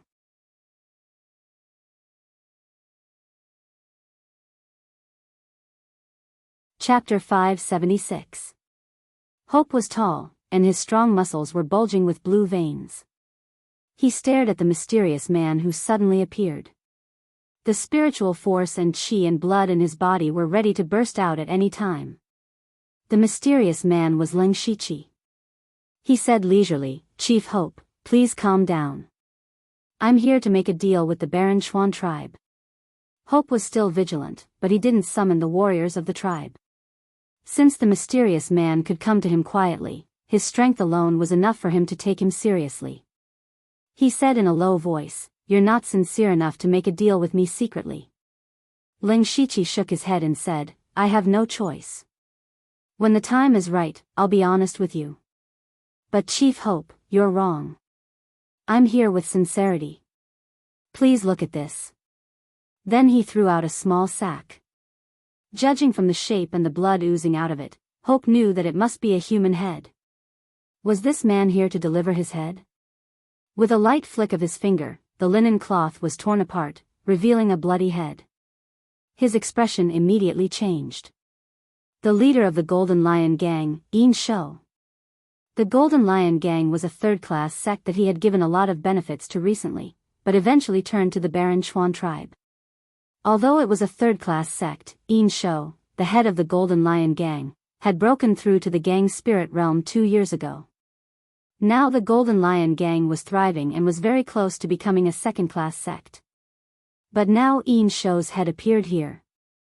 And there was no panic on Yin Shou's face, which meant that he was beheaded in an instant. Hope thought that he could do it if he used all his strength, but it could only be done when Yin Shou was alone and unguarded. But how could it be possible? After all, Yin Shou was the head of a gang. How could there be no one around him? The mysterious man in front of him could come here quietly, which meant that his concealment skill was superb. Being able to kill Yin Shou in an instant meant that his strength was outstanding. Such a person was not someone he should take seriously. Moreover, Yin Shou's death had indeed lessened the depression in his heart. He cupped his hands, but his movements seemed a little stiff. It seemed like he didn't do this action often. "How should I address you?" Hearing this, Leng Shiqi smiled in his heart. "Just call me Mr. Lu." Hope frowned slightly. He was not even willing to reveal his name, which made him unhappy. He simply asked, "What is the deal that Mr. Lu is talking about?" "Just say it." "I can help you destroy the Wasteland tribe," Leng Shiqi said calmly. However, Hopu revealed a mocking smile and said, "Destroy the Wilderness tribe? Humph, do you think that the Wasteland tribe is as useless as the Golden Lion Gang?" The Wilderness tribe had a long history. In its heyday, it was comparable to the current first-class sect. Even if it had declined, it still had 5 masters of Gang Spirit Realm and more than 30 warriors of Spiritual Aperture Realm. How could it be destroyed? All these years, I've been trying to rope in other spirit cultivator forces and tribes. In fact, it's not that I have to destroy the Wasteland tribe, but that I don't want to be destroyed by them. Leng Shiqi turned a deaf ear and continued, "I only have one question. Leader Hope, do you want to destroy the Wasteland tribe?" Hope immediately paused, his eyes flashing with hatred. "Yes, of course I want to. But..." "No buts." Leng Shiqi directly planned to destroy Hope. "As long as Leader Hope listens to my plan, destroying the Wasteland tribe is only a matter of time." "Listen to you? Why should I listen to you? What ability do you have to destroy the Wasteland tribe? Besides, why should I believe you? Maybe you were sent by the Wasteland tribe." Hope also sneered. If Leng Shiqi had not given him a certain shock at the beginning, he would have called for people to surround and kill Ling Shiqi. Suddenly, Hope saw a 9-colored light bloom in front of him. He instantly arrived in a 9-colored world. His eyes were blurred, as if he was intoxicated in this wonderful world. At the same time, a voice appeared in his heart. Submit to me. He actually had the urge to kneel down and submit, but his eyes suddenly widened. His whole body lit up with ancient spells, and he broke free from the 9-colored world. But at this time, a dark green sword had already been placed on his neck. Hopu was horrified. Although he had several ways to escape at this moment, if the other party had really attacked just now, he would have been injured at the very least. This mysterious Mr. Lu in front of him was actually so strong. Ling Shiqi withdrew the black jade sword and said, "Do you know if my ability can enter Leader Hope's eyes? Also, you can completely trust me, because I am a member of the Wasteland tribe." After saying that, he activated the mantra of desolation, and spells appeared on his body, almost the same as Hope's. If Ling Shiqi's strength shocked Hope, then his use of the mantra of desolation made Hope feel incredulous. The mantra of desolation was a high-level secret method of the Wasteland tribe. Only the talented clansmen were qualified to be baptized and cultivate this method. It was impossible for outsiders to successfully cultivate it. In other words, this Mr. Lu was really from the Wasteland tribe. But Hope was puzzled again. He knew all the clansmen who could cultivate the mantra of desolation, but when had there been such an expert? However, there were years of battles between the tribes. Every year, some warriors would die or their lives were unknown. Perhaps this person had once been wandering outside. Ling Shiqi did not explain too much. The more he explained, the more flaws he would reveal. It was best to let Hope's imagination fill in the gaps.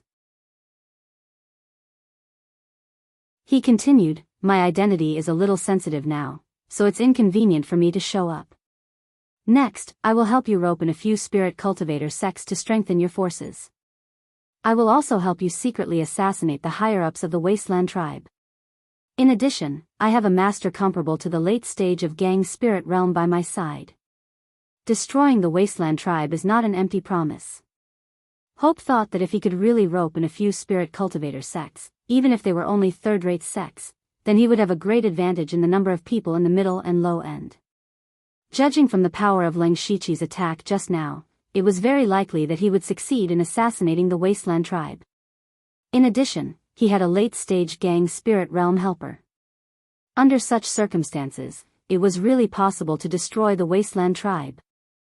Although Hope was already very tempted, he did not rush to agree. He still asked, "Since it's a business deal, what does Mr. Lu want from me first?" "After I help you destroy the Wasteland tribe, your forces will also increase greatly.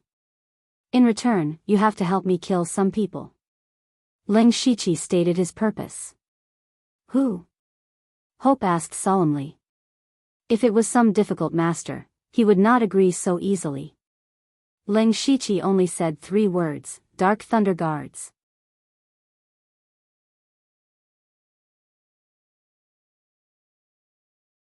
Chapter 577. Hopu's expression froze. "You want to kill the Dark Thunder Guards?" "That's right," Ling Shiqi replied. He didn't think Hopu would agree so easily. But he didn't expect Hopu to suddenly burst out laughing. "Ha ha ha ha. That's great." Hopu's expression was fierce. "I've long been annoyed by those bastards who only know how to squeeze us dry. I can't wait to swallow those bastards alive." Ling Shiqi's expression was calm, but he was secretly surprised. The Dark Thunder Guards under Li Zhangtao's leadership were hated by the local forces. It was obvious that they were often bullied. However, this was naturally a good thing for Ling Shiqi. He chuckled and said, "Since that's the case, does Chief Hopu agree to this deal?" "As long as you don't break your promise, I will definitely keep my promise." "Okay, it's a deal." Ling Shiqi finally persuaded Hopu. He struck while the iron was hot and said, "There's no time to lose. Let's carry out the first step of the plan and gather a few spirit cultivator sections. Chief Hopu, which forces have received benefits from you before?" In fact, he already knew this from the blood clothing pavilion, but he still asked. At the mention of those sects, Hopu's face suddenly darkened. There's the Chin family of Blazing Sun City, the Water Cloud sect, and the Fallen Maple Sword sect. Of course, there's also the Golden Lion sect. Among these sects, only the Fallen Maple Sword sect was a second-rate sect. The others were all third-rate sections. Leng Shichi pondered for a while and said, Chief Hopu, send a message to the Water Cloud sect. Tell them that you want to deal with the Fallen Maple Sword sect and ask them to help. They definitely won't help. At most, they'll send a few people to deal with it. Hopu seemed to have already seen the outcome. Leng Shichi said, that's not the point. If Chief Hopu trusts me, then do it. I don't dare to boast, but I can guarantee that at least 2 forces will submit to the Baron Chuan tribe. Submit? Hopu thought he had misheard. It was already good enough that he could win them over. How could they submit? However, since he has chosen to work with Leng Shichi, I will trust him this time and see what else he can do. At this moment, in the Aqua Cloud sect, they all looked at each other after receiving Hopper's message. They had no idea what Hopper was up to this time. The sword sect of Luofeng was a second-class sect. Its strength was not strong. There were only 2 masters in the gang spirit realm in the sect, but they were not much weaker than the Huangchuan tribe. Who gave Hopu the confidence to make trouble for the sword sect of Luofeng? The head of the Water Cloud sect, Shui Yuntian, was a benevolent-looking old man. His every movement gave off a refined feeling. He frowned and said, what kind of enmity does the Fallen Maple Sword sect have with the Baron Chuan tribe? Why is Hopu so anxious? Tell me, what should we do about this? One of the elders said, Sect leader, the Fallen Maple Sword sect is not weak. The Huangchuan tribe will not fight to the death with the Fallen Maple Sword sect. Once we make a move, it will be tantamount to offending the Sword sect. What should we do if they decide to settle the score later? That's not right. A person next to him immediately retorted, after all, we have taken a lot of benefits from the Huangchuan tribe. As the saying goes, we should not go too far. You are afraid of offending the sword sect of Luofeng, but aren't you afraid of offending the Huangchuan tribe? You know, Hopper is very hot-tempered. Shui Yintian thought for a moment and said, well, let's say that our Aqua Cloud sect has been busy with many things recently and can't spare many people to help the Huangchuan tribe. We can only send 10 disciples in the spiritual pulse realm to him. It's settled. Although we have taken benefits from Hopper, we can't really charge into the enemy's line for him. Let's just deal with it casually. Hearing his words, the others didn't say anything more. Anyway, Shui Yintian was thinking for the sect. They couldn't get too involved in the conflict between the Huangchuan tribe and the sword sect of Luofeng. It was enough to send a few people to wave flags and shout battle cries. In the Huangchuan tribe, Hopper received the reply from the Aqua Cloud sect. He snorted and said, Mr. Lu, see? It's just as I expected. Leng Shichi also sneered, Chief Hopper, let's go. Where are we going? Hopper was puzzled. Leng Shichi's eyes revealed a shocking killing intent, to kill. Hopper seemed to have thought of something. He was shocked, but he didn't say anything. Instead, he immediately went to gather the experts in the tribe. In the Aqua Cloud sect, Shui Yuntian was still drinking tea and playing chess with a few elders. They were chatting about everything under the sun. At this moment, a disciple ran over in a panic. Shui Yuntian and the others were displeased. Shui Yuntian said angrily, how can you be so flustered? Have you forgotten the rules of the sect? That disciple hurriedly said, Sect master, elders, bad news. Hopper has brought a large number of experts from the Huangchuan tribe to attack us. Shui Yuntian's hand trembled, and the teacup fell to the ground and shattered. Didn't the Huangchuan tribe go looking for trouble with the sword sect of Luofeng? Why were they attacking the Aqua Cloud sect? However, since they were already here, Shui Yuntian didn't have time to think about it. He hurriedly led everyone to the mountain gate. At this time, Many disciples of the Aqua Cloud sect gathered together with pale faces because the Huangchuan tribe had more than twice as many people as them. Moreover, the number of experts in the celestial realm far exceeded that of the Aqua Cloud sect. Even Hopper, the chief, and the second chief, who was in the late stage of Gang's spirit realm, were here. With such strength, it would be a piece of cake for them to destroy the Aqua Cloud sect. Those disciples of the Aqua Cloud sect didn't even have the intention to resist. They were only thinking about how to escape. Shui Yuntian came over and was startled by the scene. His heart suddenly skipped a beat, and he secretly thought that Hopper didn't come with good intentions today. He cupped his fists and said, "What can I do for you, Chief Hopper?" However, it wasn't Hopper who answered him, but the mysterious masked man next to him. He said coldly, "Today, we're here to ask for an explanation from the Aqua Cloud sect." Shui Yuntian didn't recognize Leng Shiqi, and he was also very confused. Who was this man? Why did Hopper, who was always hot-tempered, regard him as his leader? However, he couldn't care less. He asked back, "What are you talking about? Our Aqua Cloud sect has never done anything wrong to the Huangchuan tribe. Let me ask you, have you already surrendered to the Huangchuan tribe?" Leng Shiqi asked harshly. Shui Yuntian opened his mouth and didn't know how to answer for a moment. It was true that he had received benefits from the Huangchuan tribe, but he hadn't surrendered to them yet. However, in front of these aggressive people, he didn't dare to say no. He was thoughtful and said carefully, "The Aqua Cloud sect won't surrender to anyone. We're just cooperating with the Huangchuan tribe." Leng Shiqi said coldly, "Good cooperation. Then why are you only willing to send 10 disciples in the spiritual pulse realm when Chief Hopper asked you to send people to deal with the fallen Maple sect? Is this your sincerity?" Shui Yuntian said perfunctorily, "That's because our disciples do have some trivial matters to attend to. We really don't have extra people." "Is that so?" Leng Shiqi glanced at the disciples of the Aqua Cloud cult standing behind the mountain gate. There were about 100 or 200 of them. "Then send everyone standing here over. If you don't want to, you can come over in person." Shui Yuntian's expression immediately darkened. "Are you trying to force us to do something we don't want to?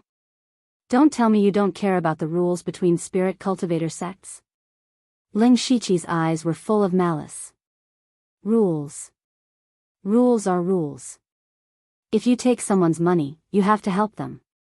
You've received benefits, but you don't want to do anything. How can there be such a good thing in the world? Today, I'll teach you another rule, and that's the law of the jungle." Hopper understood and stepped forward. He waved his hand and shouted, "Don't leave a single one alive." The Huangchuan tribe's warriors all shouted, and patterns of different colors lit up on their bodies. For a moment, the sound of battle shook the heavens. These warriors had grown up in battle. Whether it was their fighting strength or their aura, they were incomparable to the Aqua Cloud sect's disciples. In a single charge, 30% of the Aqua Cloud sect's disciples were killed. Shui Yuntian finally turned pale with fright. However, he didn't have time to care about others because Leng Shiqi was already charging at him.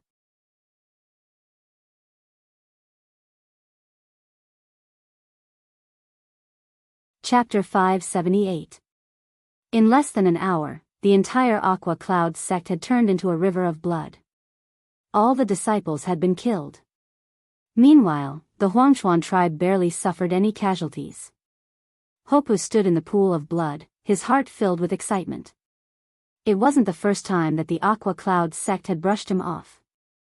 He had also thought about destroying the Aqua Cloud sect, but he couldn't do that easily. Otherwise, the Huangchuan tribe would become a thorn in the side of the spirit cultivator sect. Forget about trying to rope them in, they might even become enemies. So, after a while of excitement, Hopu frowned. "Mr. Liu, destroying the Aqua Cloud sect is easy, but what should we do after that? We'll definitely become the target of public criticism. Who knows, the Discipline Commission might even come looking for us." "Don't worry, Chief Hopu." Leng Shiqi, however, shook his head indifferently. You just need to get someone to spread word of what happened today, and let everyone know that you had a good reason to attack, and that the Aqua Cloud sect reaped what they sowed. That way, even if they're unwilling, they won't have a reason to cause trouble for the Huangchuan tribe. Besides, the Aqua Cloud sect has already been destroyed. Even if they come to seek justice, what can they gain apart from provoking the Huangchuan tribe? Only fools would do something that doesn't benefit them and will offend others. So, Chief Hopu, don't worry. Hopu thought about it and felt that it made sense. Since it was already done, it was too late to regret it now. He immediately had his subordinates plunder the Aqua Cloud sect's resources and bring them back to the tribe. There were many large and small factions in Tranquil Sun County, and they often had conflicts over resources. However, the Thunderblaze dynasty had many experts in every city, and there was even a combat army stationed here, eyeing them covetously. Coupled with the deterrence of the Discipline Commission, Tranquil Sun County seemed relatively peaceful. So, the destruction of the Aqua Cloud sect today was a major event that shocked Tranquil Sun County. All the factions were discussing it behind their backs. In Dark Thunder manner, Li Zhongtao naturally found out about this very quickly. He said sarcastically, the Aqua Cloud sect was only perfunctorily dealt with the Huangchuan tribe a few times before being destroyed. This Hopu is too overbearing. Lord Li, I've also heard of Hopu. He's known far and wide for his fiery temper. I think the Water Cloud sect has really pissed him off this time. But there hasn't been a massacre in Ningyan County for several years. Should we investigate it? Li Zhongtao sneered, what's there to investigate? In any case, the Barren River tribe gives us a lot of offerings every year, and besides, this matter should be handled by the Discipline Commission. It has nothing to do with us. By the way, how is Lu Xingji doing recently? Where is he now? As soon as he said this, the people below all laughed dryly. How could Li Zhongtao not know their morals? He frowned and asked, what happened? Sir, that Lu Xingji has gone missing. One of them mustered up his courage and said. Pa. Li Zhongtao suddenly slammed the table and said angrily, what? Missing? How can you lose track of such a big person? Well, I have my own difficulties. Lu Xingji and the other two are in the gang spirit realm, and the other is in the late stage of the spiritual aperture realm. They are so fast. How can my men keep up with them? Then why didn't you tell me earlier? Li Zhongtao was also angry. These men might have been idle for too long. It was time to teach them a lesson. Go, mobilize all the men of the Dark Thunder Mansion in Ningyan County. Spread the net and find Lu Xingji for me. If I still don't know where he is in 2 days, humph. At the end of his words, there was a fierce look in his eyes, which made those men tremble in their hearts. This time, Li Zhongtao was really angry. They immediately took the order and went to do it. Li Zhongtao suddenly let out a deep sigh. Right now, even he felt that the Ansha Dark Lightning Guards under his command were rotten to the point of rotting. Leng Shiqi's sudden appearance and disappearance were completely out of his control, which made him feel uneasy deep in his heart. Now, Leng Shiqi and Hopu had returned to the Barren River tribe. They brought back a lot of resources, which made the disciples of the tribe very happy. Leng Shiqi, the mysterious man, also won some trust and status. At this moment, Hopu and the other 3 leaders were discussing with Leng Shiqi in the tent. Mr. Lu, what should we do next? Leng Shiqi shook his head secretly. No wonder Hopu had worked so hard for so long without any substantial results. It turned out that there was no one in the Barren River tribe who could come up with a plan, including Hopu. Perhaps this was the price of the super fighting strength of these tribes. He said, the next step is very simple. We just need to repeat the method to deal with the Water Cloud sect. Send someone to inform the Chen family in Scorching Sun City and ask them to send people to deal with the sword sect of the Fallen Maple. Hopu finally understood. This was really a vicious plot. If the Chen family helped, they would offend the Fallen Maple sword sect. If they didn't, then the Chen family would suffer the same fate as the Water Cloud sect today. Okay, I'll send someone to Blazing Sun City right away. Hopu immediately went to make the arrangements, but Leng Shiqi stopped him again. Leng Shiqi said, "This time, we'll catch the Qin family off guard." When the news of the Barren River tribe reached the Qin family of Blazing Sun City, the higher-ups of the Qin family were all worried. They knew very well how the Water Cloud sect was destroyed. Now, the Huangchuan tribe was using the same excuse to blame the Qin family. The key was how should they reply to Hopu now. If they really helped the Barren River tribe, then they would become enemies with the Fallen Maple Sword sect. However, if they didn't agree, the blood of the Water Cloud sect was still flowing. They didn't want to become the second Water Cloud sect. The patriarch of the Qin family, Qin Chuling, sighed and said, "Everyone, let's think of something." The elders immediately began to speak one after another. "I think it's better to give in. Even if we completely offend the Fallen Maple Sword sect, it's still better than being wiped out. If we give in this time, it'll be equivalent to surrendering to the Barren River tribe. How can the Qin family raise our heads in front of others in the future?" "That's right, Patriarch. I'm not willing to surrender to those barbarians either. Why don't we send a few people to deal with them?" "You're too naive." The Water Cloud sect had the same plan back then. In the end, the Water Cloud sect no longer exists in this world. If there's no other way, we'll surrender to other forces and ask for protection. Or we can ask the Discipline Commission to mediate. However, just as they were arguing endlessly and hadn't come up with a solution, a loud noise came from outside the Qin family. A rough voice resounded through the sky. "Qin Chuling, come out and accept your death." The expressions of the Qin family members changed drastically. They had just received the message. Why was Hopu here already? However, when they arrived at the gate of the Qin family, they were all stunned. Hopu wasn't the only one who came. There were also thousands of elite warriors of the Barren River tribe.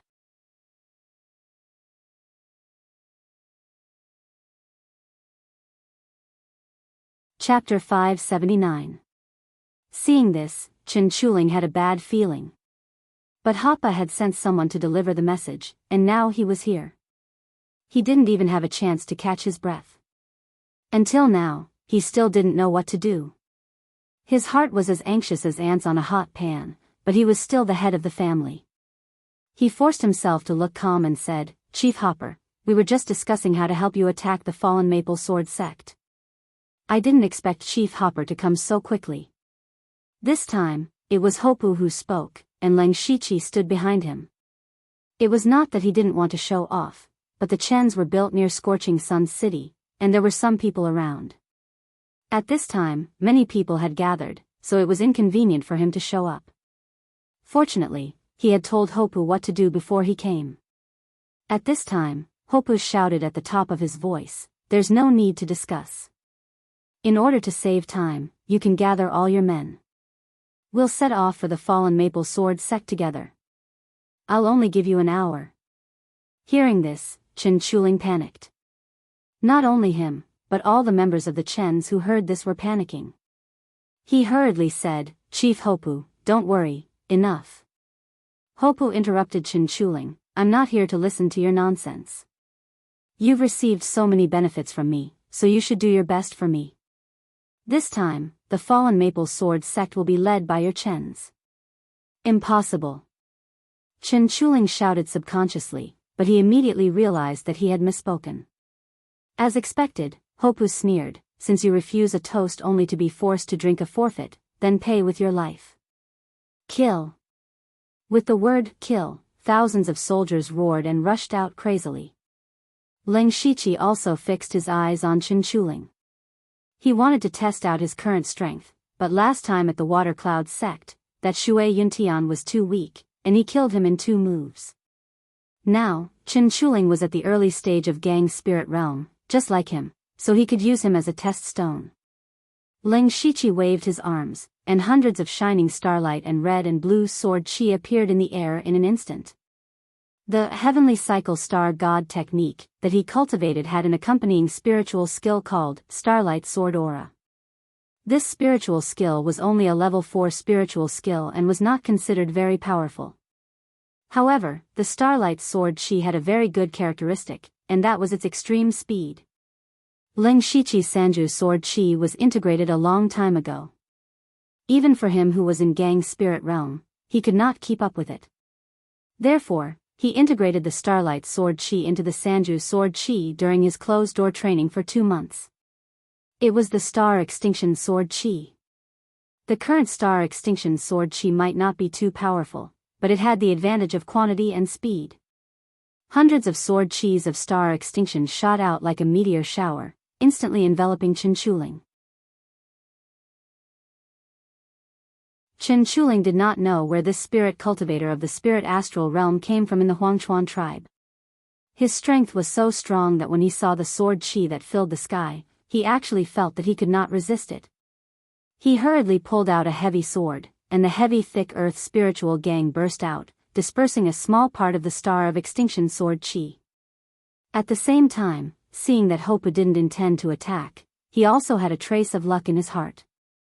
As long as I can stop this person for a moment, I may be able to escape. However, what he didn't notice was that a dozen shining stars quietly appeared in the sword chi of Extinction sword chi. Those stars trembled and suddenly shot out starlight chains from them. With a few swishing sounds, Chen Chuling's whole body was tightly bound by the starlight chains, and even the spiritual sword in his hand was blocked. 6th level spiritual magic skill, Celestial Star Lock. This was a relatively special spiritual magic skill. The Celestial Star Lock did not have actual damage, but the binding ability of the Celestial Star Lock was extremely strong. Even Chen Chuling, a master of Gang's spirit realm, could not move after being trapped. Chen Chuling realized that he was about to die after just 2 moves.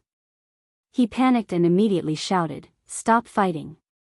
The Qin family is willing to submit to the Baron Chuan tribe. We will be loyal to them for generations to come. We will never complain." Hopu's expression changed when he heard this. He seemed to be a little tempted. However, Ling Shiqi pointed at Chen Chuling, and a finger's strength as fast as thunder and meteor pierced through the sky, directly penetrating Chen Chuling's lower abdomen. Chen Chuling originally thought that he was going to die, but when he discovered that the finger energy didn't hit his vital points, his whole body instantly broke out in a layer of cold sweat.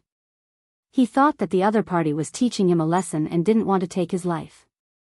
However, the next moment, a horrible energy suddenly exploded in his body, and Chen Chuling's flesh and blood flew everywhere. This was Ling Shiqi's 5th level spiritual skill, Starbreaking Finger, which was integrated into the thunder-shocking Blood Sky Finger. It not only had stronger penetrating power and faster speed, but also could explode the concentrated evil blood force, thunder-shocking force, and star force after hitting the enemy, which was amazing. When Ling Shiqi was still in the elite club, he had to try his best to kill a master at the early stage of Gang's spirit realm. But now, he could kill him with a flip of his hand. First of all, after practicing the supreme method of Heavenly Star technique, he integrated his own methods of various attributes into it. The spiritual power in his body could be compared with the middle and late stages of Gang's spirit realm. Moreover, he opened up all the spiritual meridians and spiritual cavities in his body, and even he did not know how strong the power was. On top of that, his physical strength and mental strength were extremely strong, which complemented his spiritual power. In this way, the early stage of Gang's spirit realm was nothing in front of him. Ling Shiqi did not move, but killed Chen Chuling, who was at the early stage of Gang's spirit realm, in 3 moves, which shocked Hopu.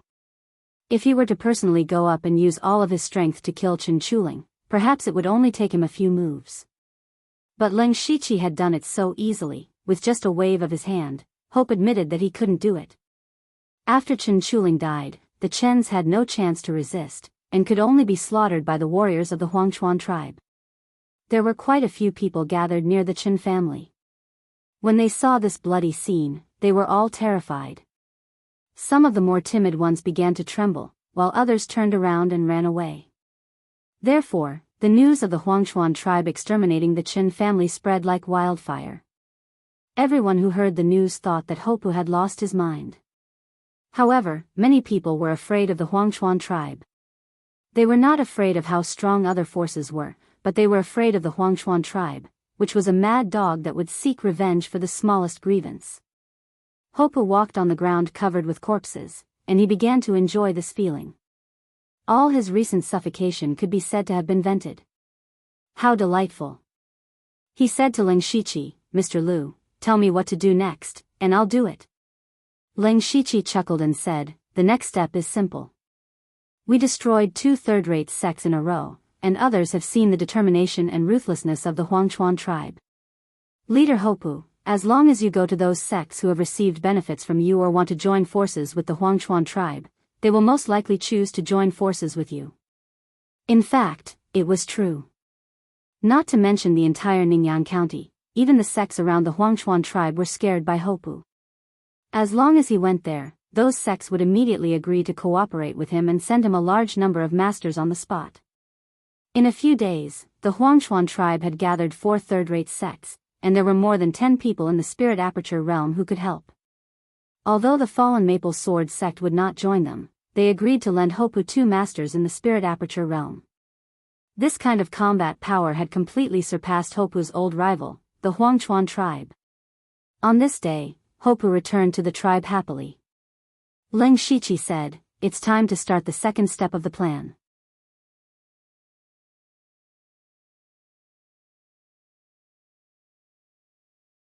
Chapter 580. Hope's rival, the Wilderness Tribe, was also very famous in Ningyan County, because there were 5 gang spirit realm experts in the tribe. Coupled with the tribe's inherited secret method, they were so powerful that sometimes they even dared to fight with the first-class forces. The Wilderness Tribe also controlled 2 valuable mineral veins, which were also very rich. On this day, a caravan of the Wilderness Tribe walked into a dense forest. This caravan was not weak. The leader was the second leader of the Wilderness Tribe, Cook, who was at the 7th level of Gang Spirit Realm. His physique was not very tall and muscular. There was an exquisite emerald gem on his forehead. This was a unique feature of the Huangchuan tribe. Only those at the 4 realms of celestial being were qualified to wear it. The higher their cultivation, the larger and more exquisite the gem. This thing was not only a decoration and a symbol of identity, but also the source of the Wilderness Tribe's inherited power.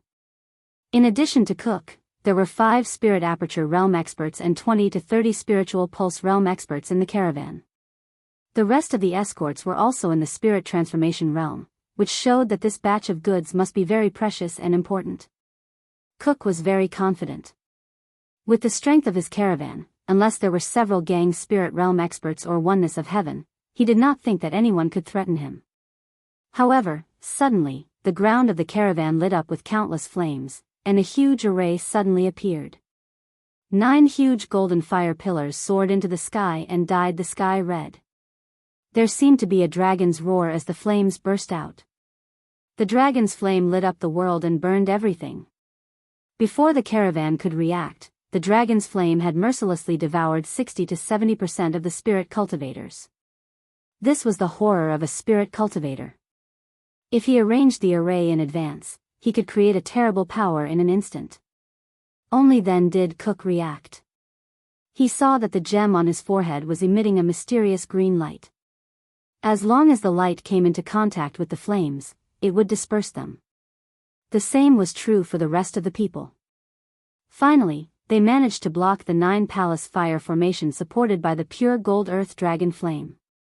But Cook knew that this was just a temporary measure. They would not be able to hold on for long. He immediately shouted, "Who dares to sneak attack my Wilderness Tribe?" However, the answer to him was 2 blood-colored saber auras that were more than 100 feet long. For a moment, blood chi soared to the heavens as the astral blade tore through the sky. However, the target of the astral blade was not Cook, but the Spirit Aperture Realm and Spirit Pulse Realm warriors behind him. How could those people withstand this ferocious blood-colored saber aura? They didn't even have the chance to escape before they were torn into pieces by the saber aura. After a few blinks of an eye, only Cook was left of the caravan that originally had over 100 people. Cook also had a bad feeling. He could also see that the other party wanted to catch them all in one fell swoop, not leaving a single one alive. Sadly, until now, he hadn't even seen the shadow of the enemy. The next moment, layers of crimson ice crystals scattered like snowflakes, condensing into an ice crystal cage around them. Cook's heart sank again. This was equivalent to cutting off his escape route. At this moment, two blood-red figures suddenly appeared.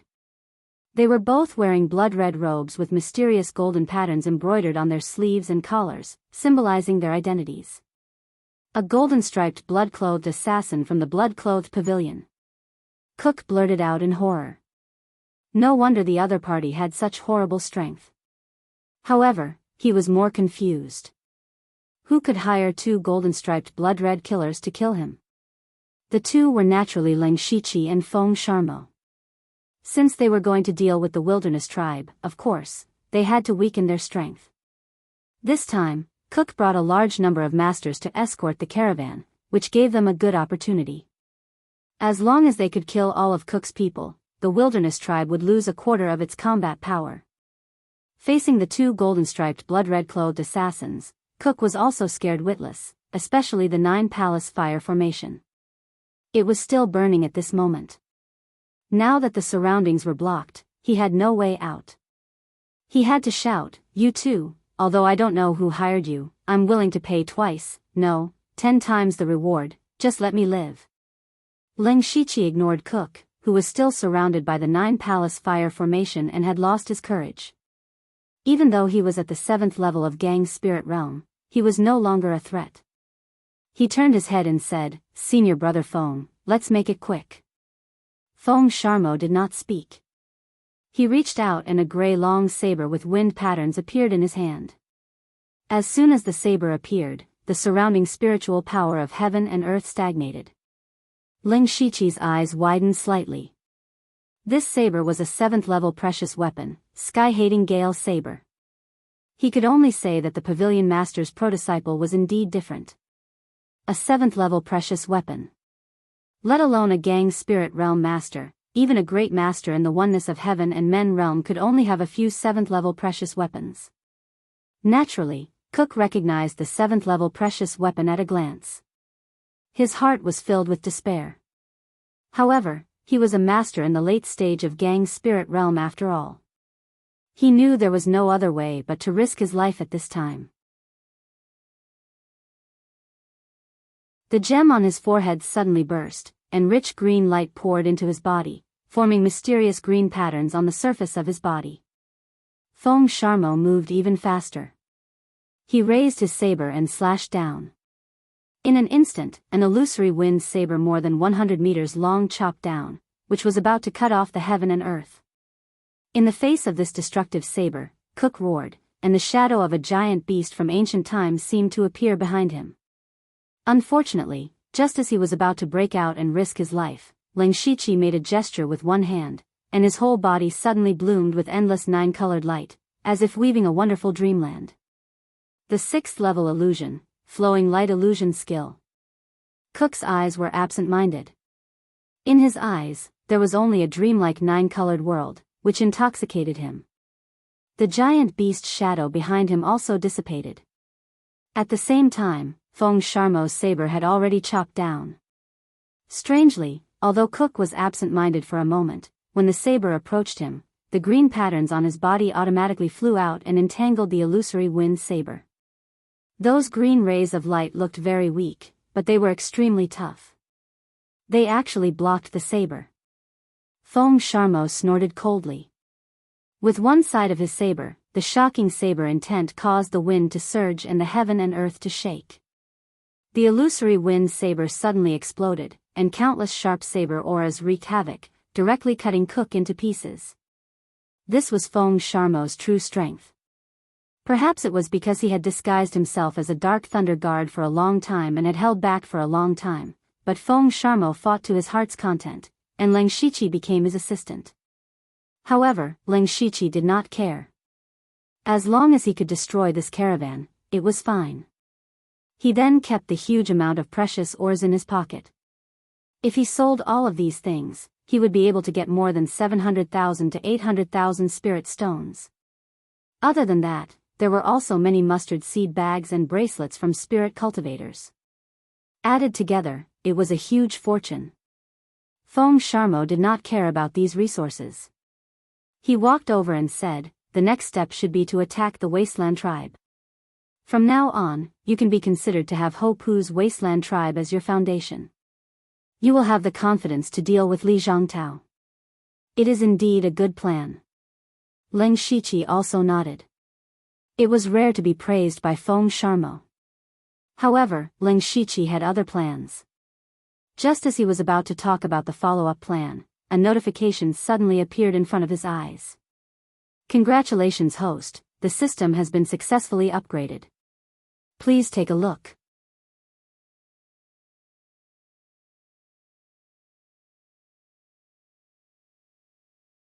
Chapter 581. Leng Shiqi was also a little surprised to see this message. He didn't expect that 100 days had passed so quickly. He did a rough calculation and found that it was almost the same. He broke through to the Gang spirit realm in the Zhuge family's territory. Since the system was upgraded, he couldn't use the skill, Fate, so it took him more than a month to return to the imperial capital from Shantai County and then to Ningyang County from the imperial capital. Excluding the 2 months he spent in closed-door training, it should be 100 days now. Now that the system was upgraded, he had to study it. But his next plan was to attack the wilderness tribe with hope before the news of the death of Kuk and others was sent back. But the system had been reactivated, which meant that he could use the skill, Fate, to teleport, so it didn't matter if he wasted some time. He immediately split up with Feng Sha-mo. Feng Sha-mo went to inform Ho Pu to release his men and split them into 2 groups. One group was to ambush near the Wasteland tribe. The other group only had a few people, but they must all be masters of the Gang spirit realm. These people came here to wait for the big fish to take the bait. Leng Shiqi found a hidden place to set up inhibition and began to study the changes of the system. He first opened his information, name, Leng Shiqi, Lu Xingji, cultivation, level 1 of the Gang spirit realm status, peak bloodline, Dark Shadow Clan, Star Clan Management Authority, 49. 99% system energy, 50% cultivation method, special cultivation method, Wild Demon Blood Beast Body Sovereign Cultivation Technique, Heavenly Cycle Star God Technique Spiritual Technique, 6th Level Spiritual Technique, Heavenly Star Lock 6th Level Spiritual Technique, 5 Gods Illusion 6th Level Spiritual Technique, Flowing Light Illusion Special Spiritual Technique, Star Fall Technique System Coin, 300. The information interface didn't change much, but his system authority became 49. 99%, which was only a little bit more than half of the control. This also showed that the consciousness of the system still existed. But he was confident that as long as he killed one more time, he could seize the absolute control of the system. He checked all the subsidiary systems one by one. The system space had expanded a lot, so he didn't have to worry about the storage capacity anymore. The items in the system store had expanded to dozens.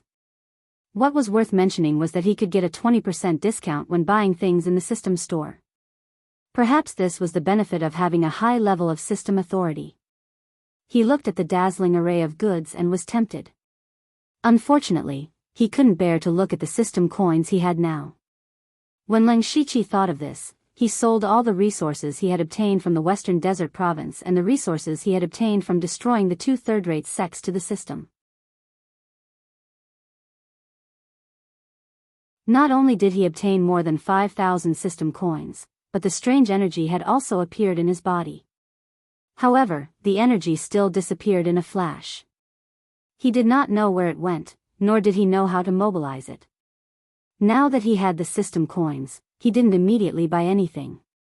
Instead, he continued to check if there were any changes in the other subsidiary systems.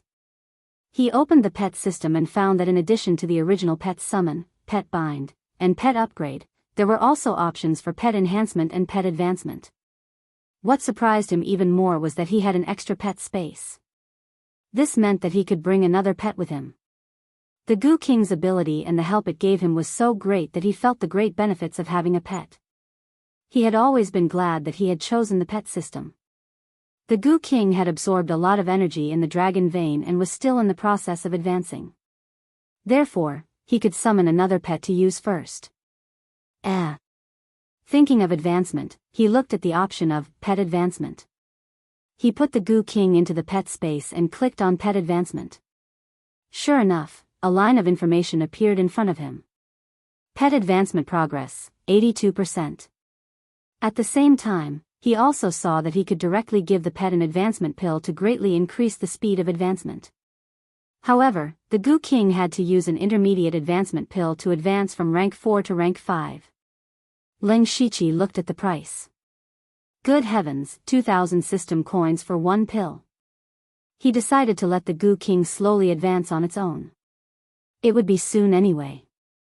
As for the other pet enhancement, it divided the pet's attributes into 4 types, namely strength, agility, vitality, and intelligence.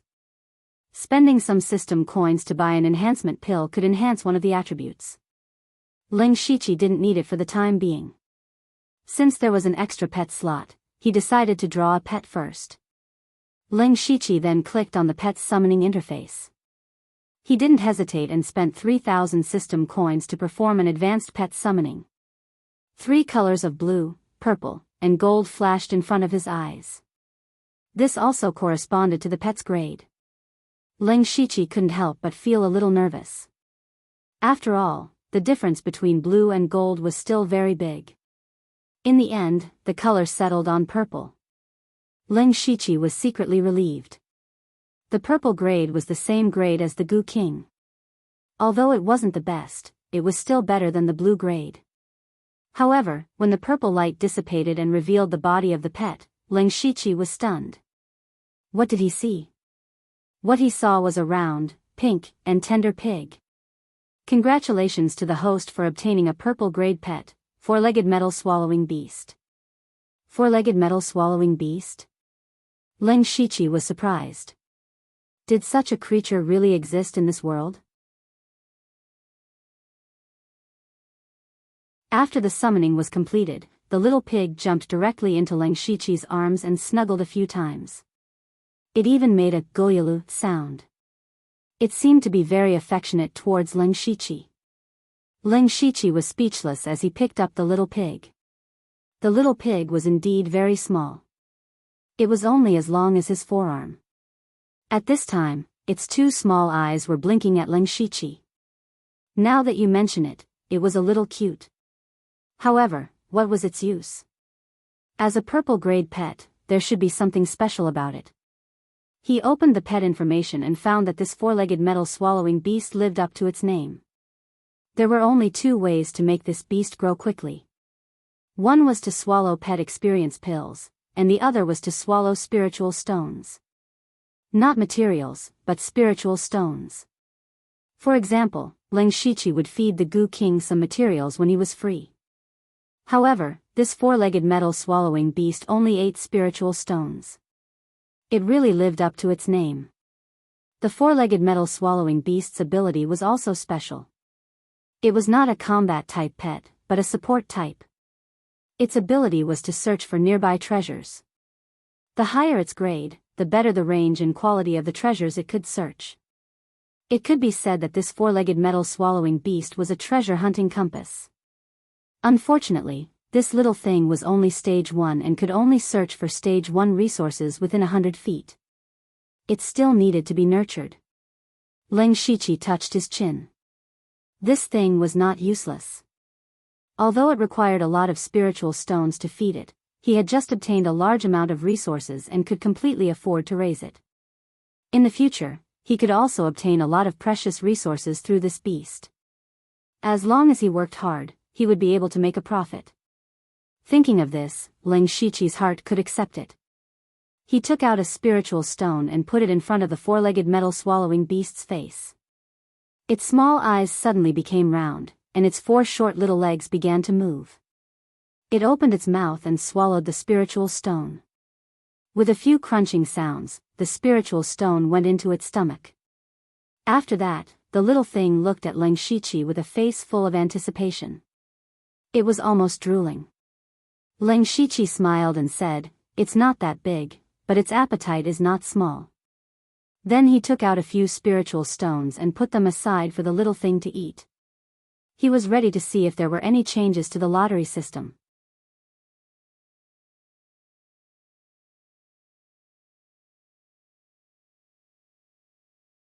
Chapter 582. Ling Shiqi opened the Lucky Draw interface. Unfortunately, there were no new Lucky Draw options, but there was a free unlimited Lucky Draw option.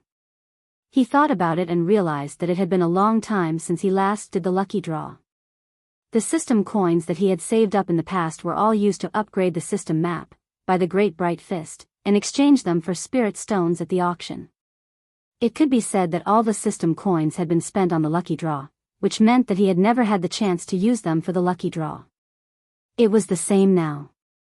He had just summoned his pet and spent 3,000 system coins. The remaining 2,000 had to be used to buy some pet experience pills for the four-legged metal-swallowing beast. In addition, the shop had expanded a lot, and there were some things that he needed. Therefore, the system coins were still too scarce. He did not have much extra to use for the Lucky Draw. Of course, the most important thing was that even if he did not do the Lucky Draw, he was still self-sufficient. He was now very rich in cultivation methods, spiritual skills, and spiritual weapons. Then, he skillfully pressed the Unlimited Lucky Draw button.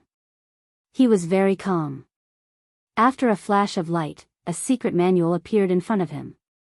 Congratulations to the host for obtaining the advanced prize, level 6 spiritual skill, 9 White Bone Claw. 9 White Bone Claw? It's such a vicious spiritual skill. Ling Shiqi muttered as he picked up the secret manual. However, he suddenly smiled because he had a lot of vicious cultivation methods and spiritual skills. It just so happens that the Earth Demon Dragon Claw is too weak. It has some similarities with the 9 White Bone Claw, so it can be combined. He quickly found a way to combine them. After the Lucky Draw, he was ready to see if there were any subsidiary systems that could be activated. Every time the system upgraded, a subsidiary system would be activated. Last time, he chose the pet system among several subsidiary systems. This time, he did not know what system he could choose from. System upgrade successful. Please choose a subsidiary system. Ling Shiqi clicked on this notification. Then, a large number of words suddenly appeared on the screen in front of him. Mission system, equipment system, dungeon system, team system, guild system, territory system, achievement system, master system, profession system, challenge system, mount system. There were dozens and hundreds of systems that he could choose from. Ling Shiqi was overjoyed, but at the same time, he felt a headache coming on. How long would it take to study them one by one? Now, he could only use the elimination method to quickly choose. First, in the first round, he would eliminate the subsidiary systems that could be eliminated without even looking at them, such as the mission, life, master and apprentice, marriage systems, and so on. After that, there were still about 50 to 60 subsidiary systems. He could only click on them one by one to take a closer look. The challenge system was an activity similar to climbing a tower. Every time one succeeded, there would be a certain reward. The earlier stages were relatively simple, and one could accumulate some resources. However, it would only get more and more difficult towards the end, to the point where it would be difficult to even take a single step. Apart from harvesting some low-grade and mid-grade resources, it would not be of much use, so it was eliminated. Team system, you can form a team with up to 4 people. You can sense each other and communicate with each other from a distance. He could only say that it was indeed very convenient. However, the only people he could trust in this world were the Delta Origi. He couldn't even gather 5 people, so he eliminated them.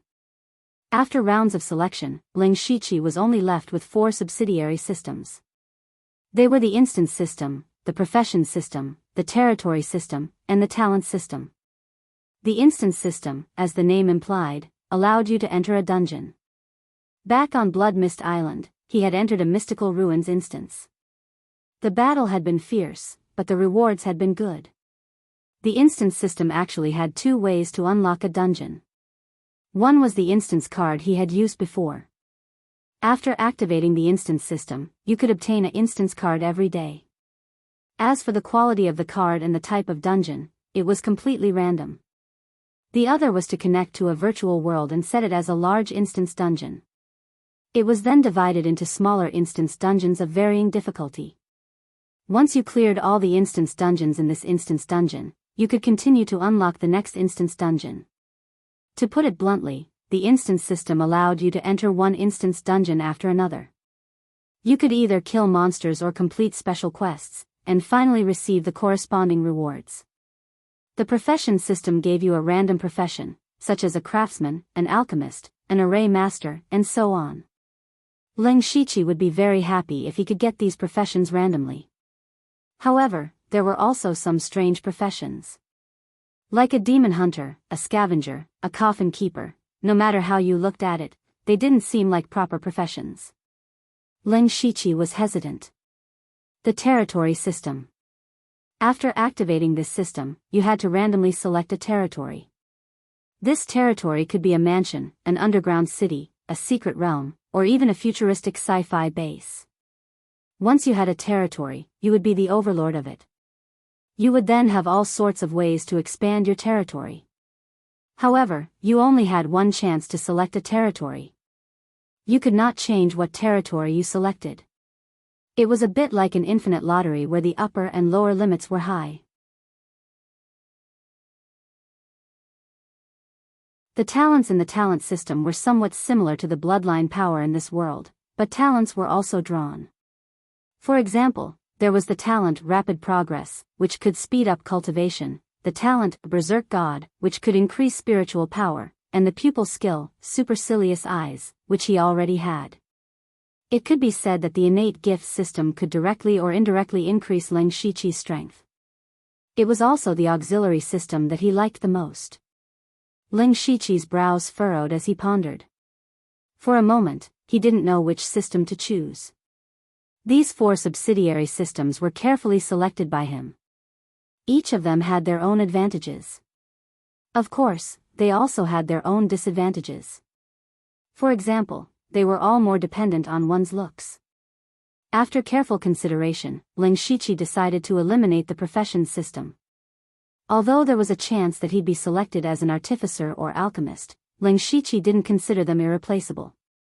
Especially after his strength and status became higher and higher, he was naturally able to mobilize high-level weapon refiners to forge ice blades for him, or invite alchemy masters to refine pills for him. If he'd been able to secure a good profession, he wouldn't have hesitated to choose the auxiliary system. Unfortunately, the profession system was random, so he had no choice but to give it up. Then, he eliminated the instance dungeon system. He'd entered an instance system before, and knew he'd have to enter in his own body. Fighting in the instance system would inevitably lead to injuries. He wasn't afraid of being injured, but his status was becoming more and more sensitive. He didn't know how many people were secretly watching him. If he was inexplicably injured, it was inevitable that people would notice and target him. In the end, he could only choose between the territory system and the innate gift system.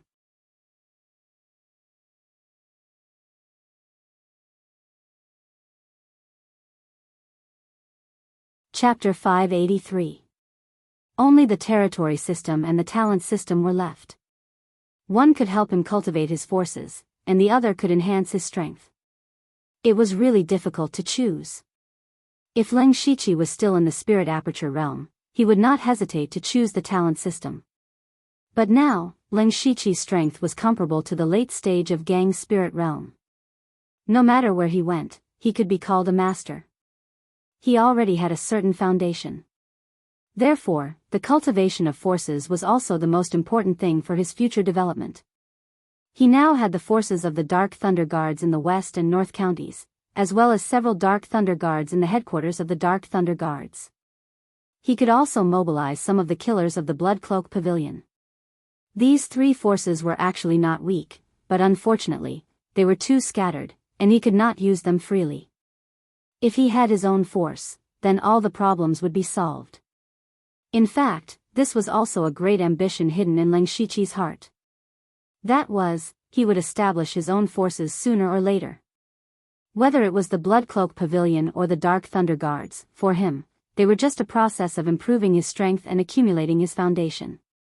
Of course, he could not let the people of the Blood Cloak Pavilion and Eunuch Gao know this, or he would die miserably. Thinking of this, he was a little inclined to the territory system. But this territory system had the same major drawback as the profession system, that was, it was too dependent on luck. Leng Shiqi did not have to draw the best territory, but at least it could not be too shabby. The good thing about the talent system was that as long as he was willing to spend the system coins, he could definitely draw a good talent system. He still could not make up his mind, so he carefully studied the two systems. He unexpectedly found that no matter what kind of territory he drew in the territory system, this territory would not appear in this world, but was equivalent to a separate small space. Just like the small space of the Phantom Spirit's secret realm and the Zhuge family's land. The most important thing was that Leng Shiqi, as the owner of the territory, could teleport into the territory at any time. What did this mean? Of course, it was convenient, but Leng Shiqi thought that this was an excellent way to escape. If he encountered any dangerous or powerful enemies, he could teleport directly to the territory and naturally avoid the danger. Leng Shiqi's heart skipped a beat. Although fate had a similar effect, it relied too much on the system map. Once the system entered an upgrade state, it would no longer be usable. Furthermore, the fate skill also had a channeling time. It was a very short period of time, but to an expert, even an instant was enough to kill you 1,000 times over. Compared to increasing his strength, having this absolute life-saving ability seemed to be more practical. Thinking of this, Leng Shiqi finally made up his mind and chose the territory system. Congratulations to the host for activating the subsidiary system, territory system. Randomly selecting territory, Leng Shiqi was not as nervous as before. He only needed the territory system to save his life. Congratulations to the host for obtaining the divine territory, underworld. Swoosh. Leng Shiqi suddenly stood up, his face full of undisguised surprise. Divine grade territory? After the unlimited skill points, he finally got another divine tier reward. He was well aware of the benefits of divine tier rewards. It could also be said that the unlimited skill points played an important and irreplaceable role in his current strength and achievements. He could use the unlimited skill points to quickly cultivate his spiritual skills to the highest level and gain a lot of insight and understanding. Therefore, he could smoothly fuse his spiritual skills. Therefore, the unlimited skill points were the foundation of his success. And now, he finally got another divine tier reward, Underworld. Underworld? Could it be that Underworld? Leng Shiqi murmured. He was a little unsure if it was the Underworld that he imagined. Whether it was or not, he would know once he entered. Leng Shiqi immediately opened the new territory system. There was indeed an option to enter territory. He gently clicked on it, and immediately, his body disappeared in an instant. In the blink of an eye, he had arrived in an extremely dark world. After seeing the surroundings clearly, Leng Shiqi was a little surprised. This was because as far as the eye could see, this space was pitifully small. It was similar to the small arcane realm that Oziu found back then. It was only a few miles in radius and he could see the end of it at a glance. At this moment, Leng Shiqi was standing in front of a dilapidated wooden gatehouse. This gatehouse was 2 feet tall and had a strange shape. There were some evil spirit patterns on it. However, most of the wooden structure had already rotted, as if it would collapse at any time. Leng Shiqi looked up and saw 3 large pitch-black words at the top of the gatehouse, Underworld's Gate. Seeing these 3 words, Leng Shiqi's pupils shrank slightly. Is this really the legendary Underworld? However, the Underworld did not look like the terrifying boundless hell in the legends. Instead, it looked more like a desolate village. Leng Shiqi frowned. He could only walk through the Underworld's Gate and continue forward. Inside the Underworld's Gate was a rugged path called the Road to the Underworld.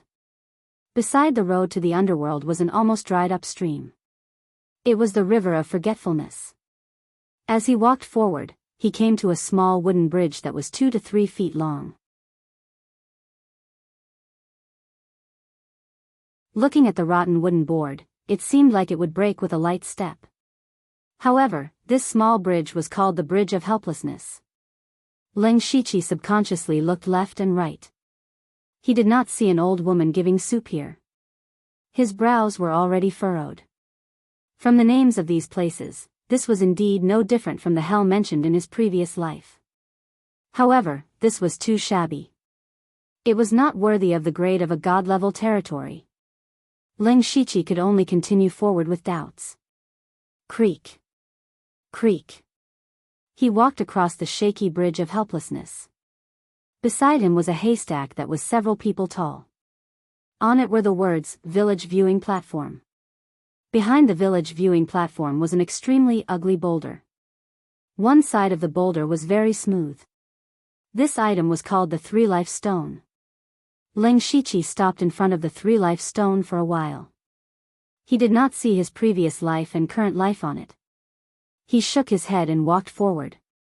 Not long after, he came in front of a large thatched hut. This unremarkable thatched hut was actually the hall of ecstasy that condemned people to sin. Ling Shiqi did not walk in. His attention was attracted by a dilapidated city gate not far away. The city gate was about 3 to 4 feet tall. The dilapidated city walls on both sides did not seem to have an end. There was a couplet on both sides of the city gate. The first couplet said, "Man and ghost, ghost and man and ghost are different." The second couplet said, "Yin and yang, yang and yin and yang are forever separated." This couplet did not have a horizontal inscription. Instead, there was a black plaque where the words, Fengdu City, were written in gold.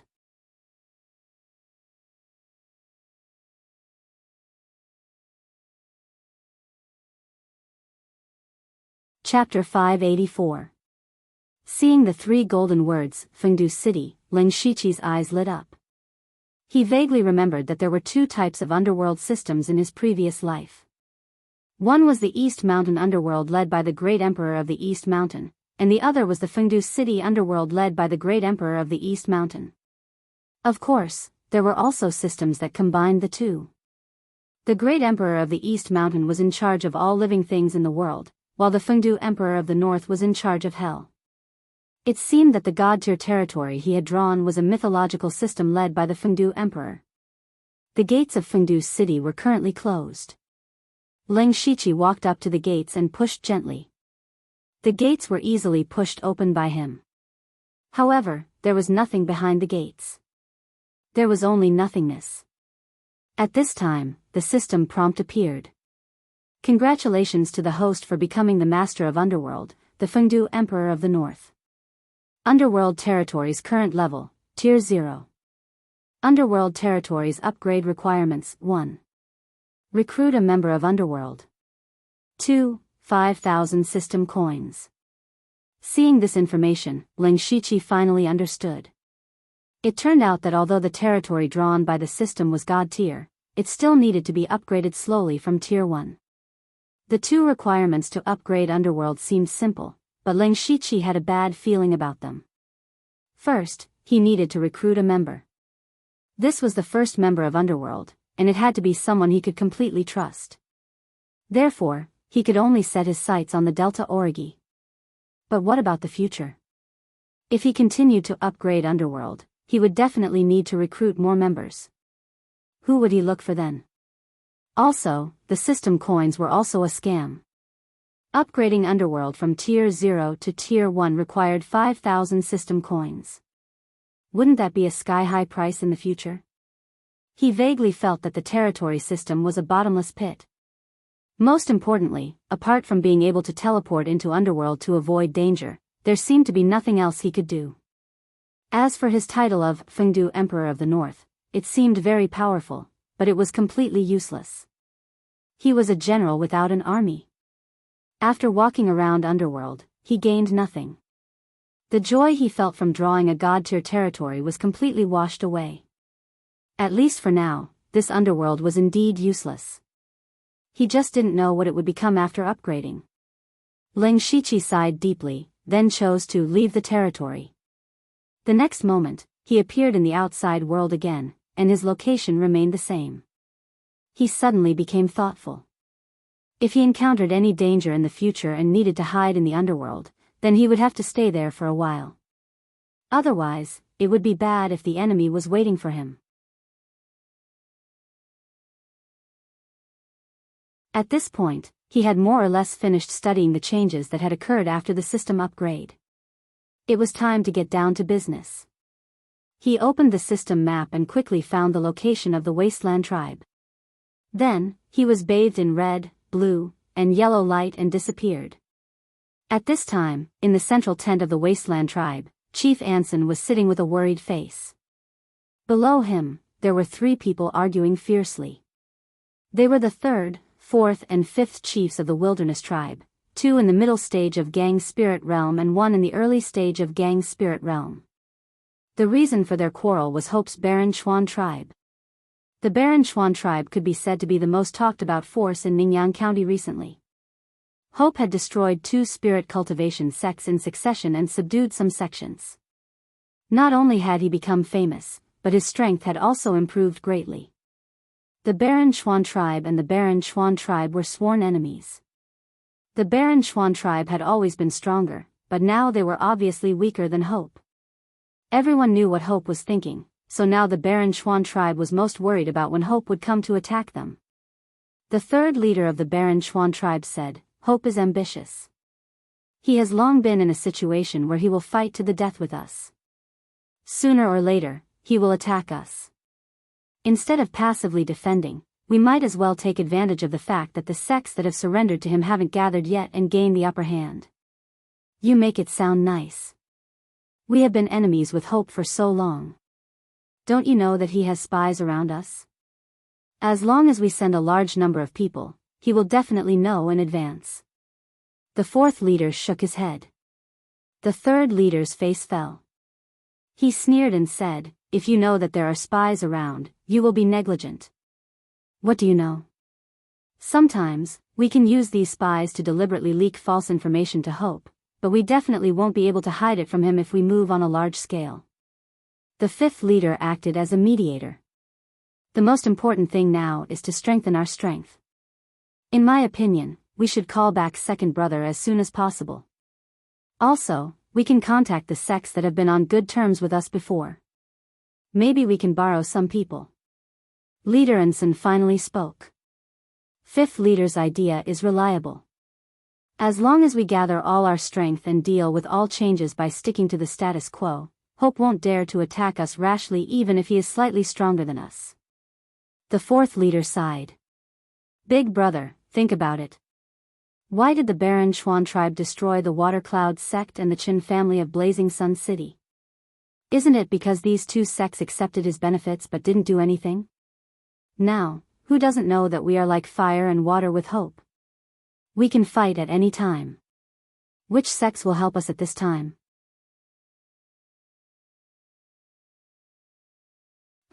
If worst comes to worst, we will follow Hope's example and kill whoever disobeys.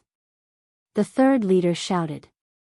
However, at this moment, a person ran in from outside and bowed. Leader, someone outside wants to see you. He says he has an important secret to tell you.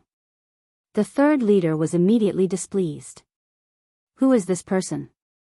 What is his cultivation level? The person shook his head and said, "I don't recognize him. He seems to be a rogue cultivator, only at the Spirit Transformation Realm." Spirit Transformation Realm? The 3rd leader was furious. How dare you? How dare you swindle your way into our tribe? Break his legs and throw him out. But the person hesitated and raised the thing in his hand. It was a broken green gem. The Wasteland Gem. The leaders were shocked when they saw it. This Wasteland Gem was a treasure unique to their tribe, and only experts at the 4 realms of heaven were qualified to wear it. Since this gem was broken, it meant that someone in the Wasteland tribe had died.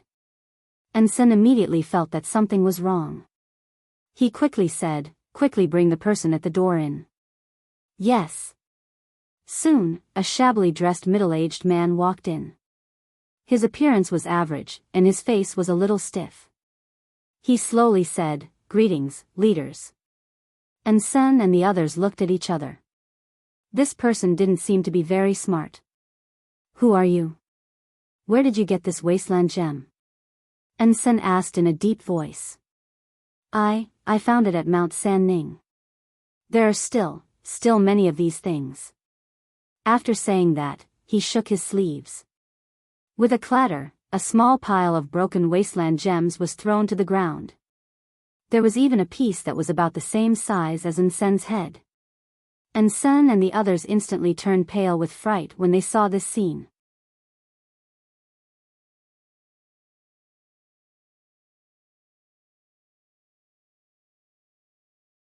Chapter 585.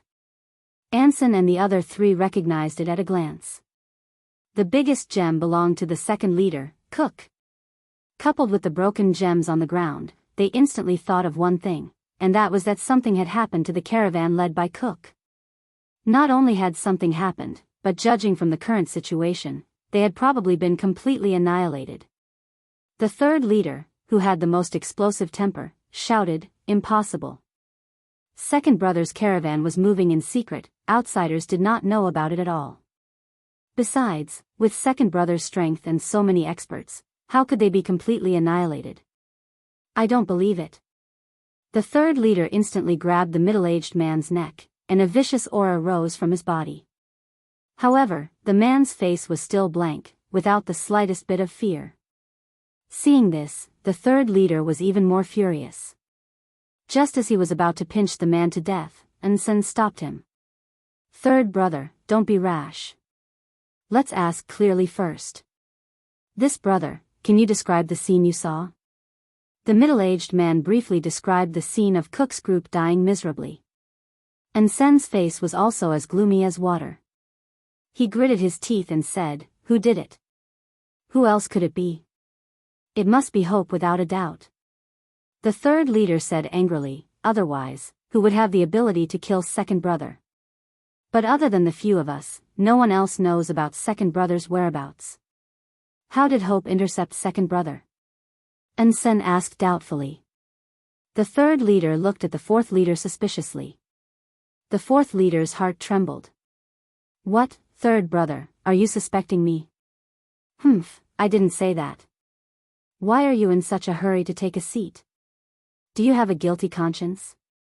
The third leader said sarcastically. "Bullshit. You." Just as the fourth leader was about to refute, Ensign shouted, "Enough." Ensign instructed, "Men, take care of this person first.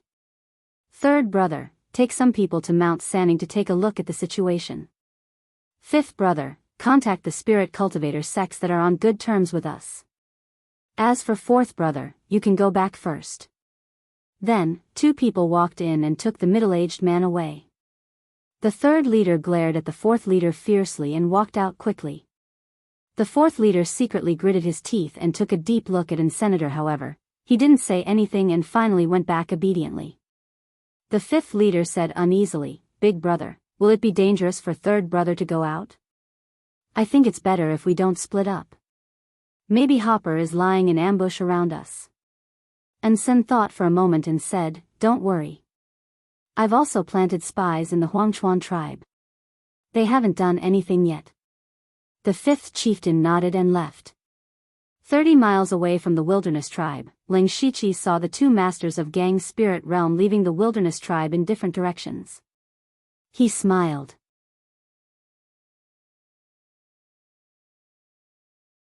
At present, all the reactions and actions of the Wasteland tribe were within his expectations.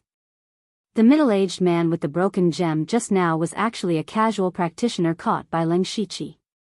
He controlled the man's mind with flowing light illusion, so in fact, the man had become Ling Shiqi's puppet. Ling Shiqi couldn't help but sigh at the horror of flowing light illusion. However, this technique also had a certain flaw, which was that the person being controlled would be sluggish. If it weren't for the shocking news that Kuk and the others were all killed, Sun and the others might have noticed the man's abnormality. But fortunately, they weren't careful enough. Now, the third leader of the wilderness tribe had gone to Mount Sanning with the spirit tablet of spiritual aperture realm. If Ling Shiqi was right, Hopper must have arranged masters to ambush there. The third leader probably couldn't come back. As for the fifth chieftain, a killing intent flashed in Ling Shiqi's eyes, and he left as light as the wind and as fast as lightning. The Wasteland tribe's fifth chieftain was called Enchanting. He had the lowest cultivation, the lowest status, and the lowest authority among the 5 chieftains. Perhaps it was because of this that he saw things more clearly than the other chieftains who were blinded by power. For example, when Ensign asked him to contact the spirit cultivator sects, he could say that 90% of the spirit cultivator sects would not agree to help. Moreover, he always felt that the attack on Cuck's caravan was a bit strange. But he didn't have much authority in front of the other chieftains. Even if he brought it up, it would be ignored, so he could only do as he was told. At this time, he was rushing through a small path to the nearest spirit cultivator sect. Suddenly, a cold wind blew around him, and ghostly shadows howled. White bone claw shadows fell from the sky, and the sharp sound of the air being torn apart made people feel as if their eardrums were about to burst. Someone's ambushing us. Ensign couldn't help but be shocked. His reaction wasn't slow, and a pair of rings appeared in his hands. The rings split into 2 and flew out of his hand, turning into 2 giant pythons that intertwined and rushed into the claw shadows. However, at this moment, a terrifying baleful aura filled the world, as if a demon had descended.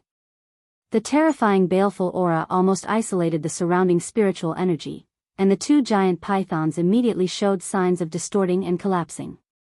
What a terrifying baleful aura! How many people has this person killed?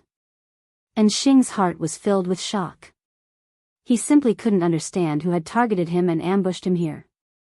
What he was even more puzzled about was that only the 3 chieftains knew that he had come out, and that he had taken a small path.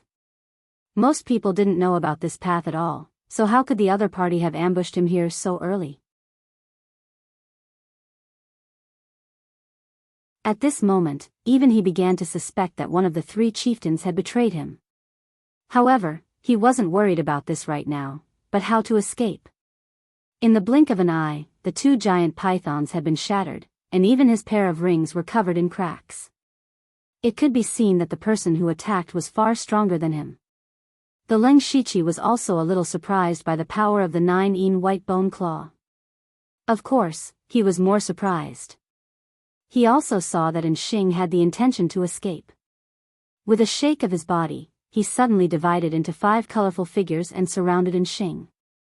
Enshing finally saw the person who attacked him, but unfortunately, what he saw were 5 phantoms, which he couldn't tell whether they were real or not. The 5 Leng Shichi formed a pentagonal shape and made a gesture respectively. Behind him, the spiritual energy of heaven and earth gathered madly and condensed into 5 formations of different colors. Spots of flowing light gathered in those formations, exuding extremely terrible spiritual energy fluctuations. Rotating light formation. The 5 formations completely blocked all of Enshing's retreat, leaving him no way to escape. The flowing light fell like a meteor shower. Enshing's cultivation was only at the early stage of Gang's spirit realm. The only thing he could do now was to fight desperately. Unfortunately, when he was about to use his trump card, the 5 Leng Shichi's eyes all flashed with dazzling 9-colored light, and Enshing was suddenly in a trance. It was in this moment of trance that he was killed by the countless streams of light that poured into his body. Enshing was a little bit surprised. The Leng Shichi habitually absorbed a wisp of remnant soul, but to his surprise, a system prompt appeared at this time. Mansion of the Underworld absorbed a soul.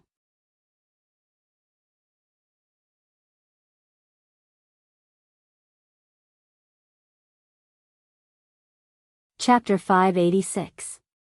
Seeing this system prompt, Leng Shichi's heart skipped a beat. He quickly put away Enshing's mustard bracelet and cleaned up the scene, and then teleported into the Mansion of the Dead. As soon as he entered the Mansion of the Dead, he appeared in front of the Gate of the Dead. As expected, he saw a ghost standing there. Leng Shichi approached and took a look. The face of the ghost was clearly Enshing. But why did Enshing's soul come to his Mansion of the Dead after his death? Leng Shichi thought hard. In fact, there should be a place similar to hell in every world, so that people could continue to reincarnate after death. Now that Enshing's soul came to his Mansion of the Dead, wasn't it equivalent to robbing the business of the hell in this world? But then again, his Mansion of the Dead was just a name. It had no ability to help people reincarnate, so Enxing's soul could only be left here for the time being. Leng Shiqi walked around Enxing's soul twice and found that the soul's eyes were dull, like a dead thing. It should be fine to leave it here. Leng Shiqi thought further. Since the mansion of the dead had pulled in other people's souls, it meant that the mansion of the dead did have the function of reincarnation. Then, as the master of the mansion of the dead, would there be some benefits for him to reincarnate others? Of course, this could only be confirmed after the mansion of the dead was upgraded. Now his top priority was to destroy the wilderness tribe first, and then he could plan something big. Then Leng Shiqi left the mansion of the dead, but this matter also made him realize that the god-level territory he had drawn was really not simple. At the same time, in the place where Kuk was ambushed in Sanning Mountain, there were 3 more corpses on the ground. They were the 3rd leader of the wilderness tribe and his 2 subordinates in the spirit aperture realm. The ones who killed them were the 4 masters in the gang's spirit realm, including Hopu and Feng Shamo. Hopu burst into laughter and said, "Awesome, awesome. Now there are only 2 or 3 masters in the gang's spirit realm left in the wilderness tribe. Let's go and join the main force. Tonight I will attack the wilderness tribe." At night, Sun, the leader of the wilderness tribe, was drinking alone. It was late at night, but the 3rd leader and the 5th leader had not returned. Regardless of whether he went to Mount San Ning to investigate the situation or went to the spirit cultivator sect to ask for help, regardless of the result, he should have returned long ago to report back.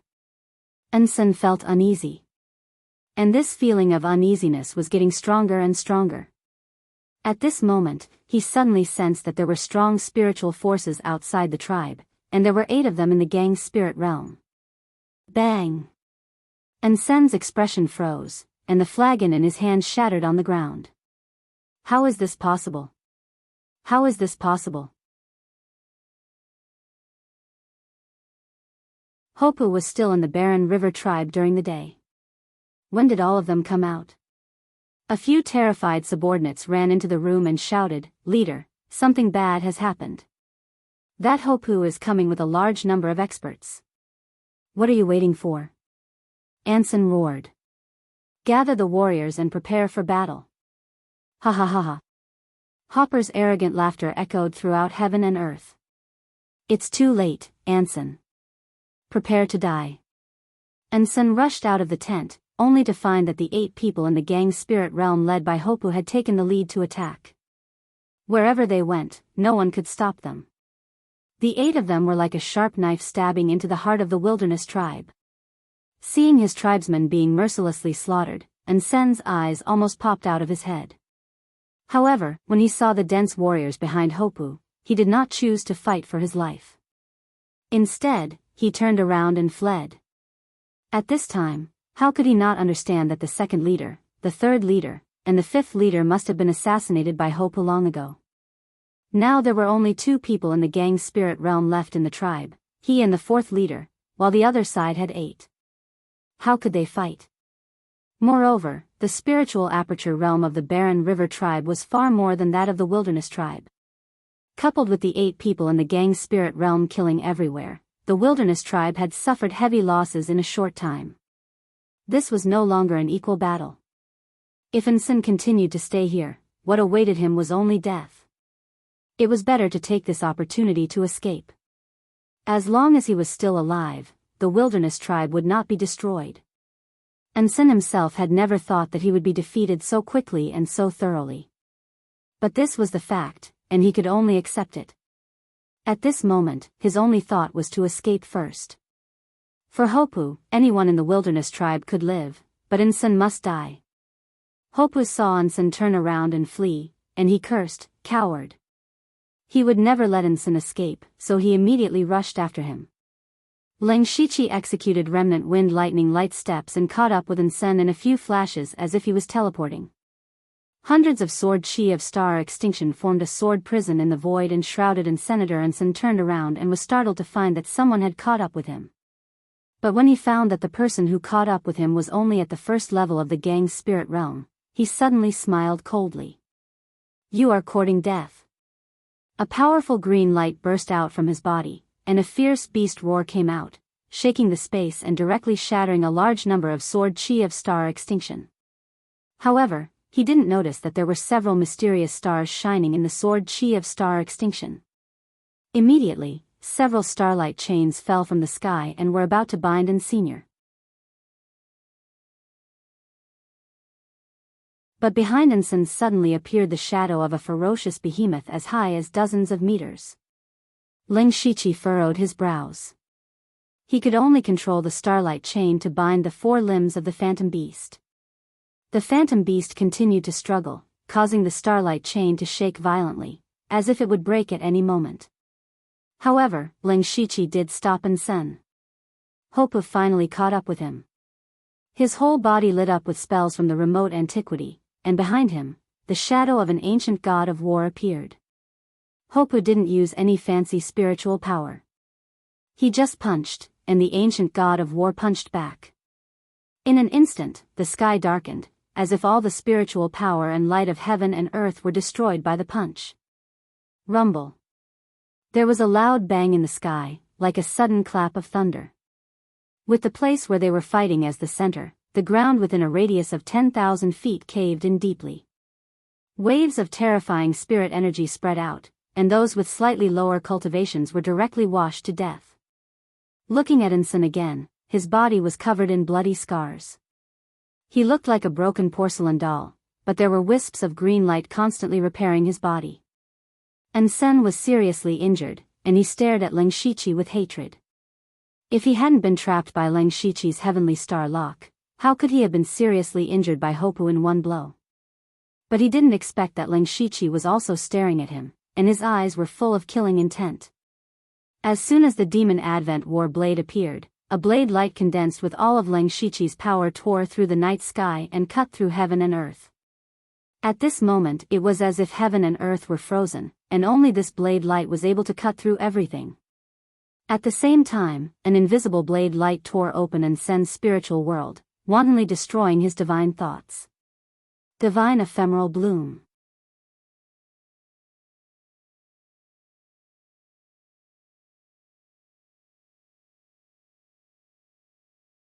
Chapter 587. The strike seemed to split the sky and the earth. However, what surprised Ling Shiqi the most was that Ensign was still alive. At this moment, Ensign was bleeding from all his orifices.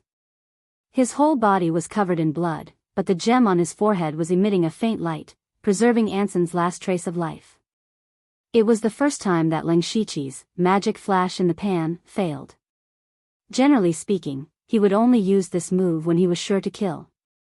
He didn't expect Ensign to have such a strong life-saving ability. But he wasn't worried, because Ensign could not escape the fate of death. At this time, Hopu attacked again.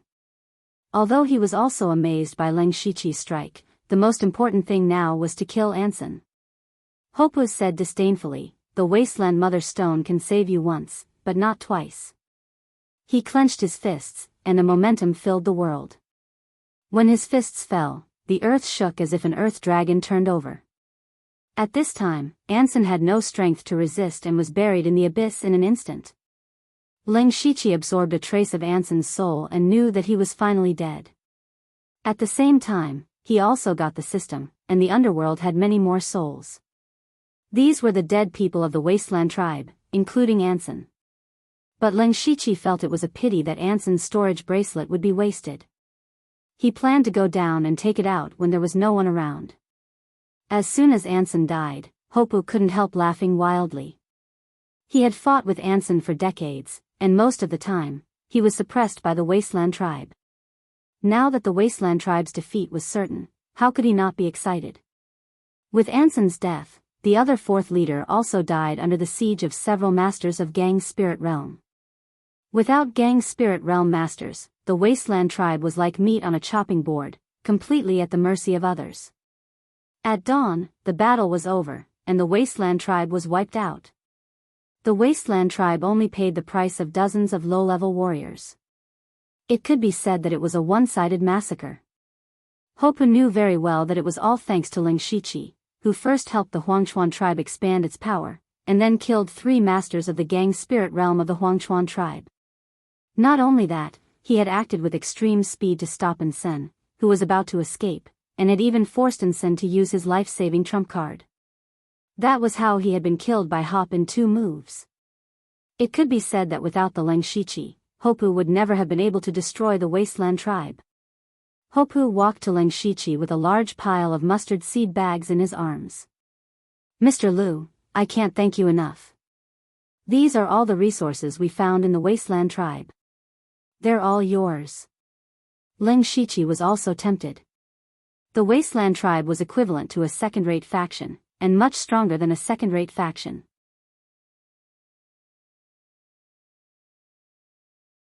For example, there were only 3 Gang Spirit Realm practitioners in the Extreme Fire Manor that he had destroyed, but there were 5 in the Wilderness tribe.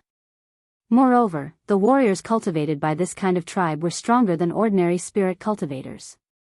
It was definitely not comparable to an ordinary second-rate faction.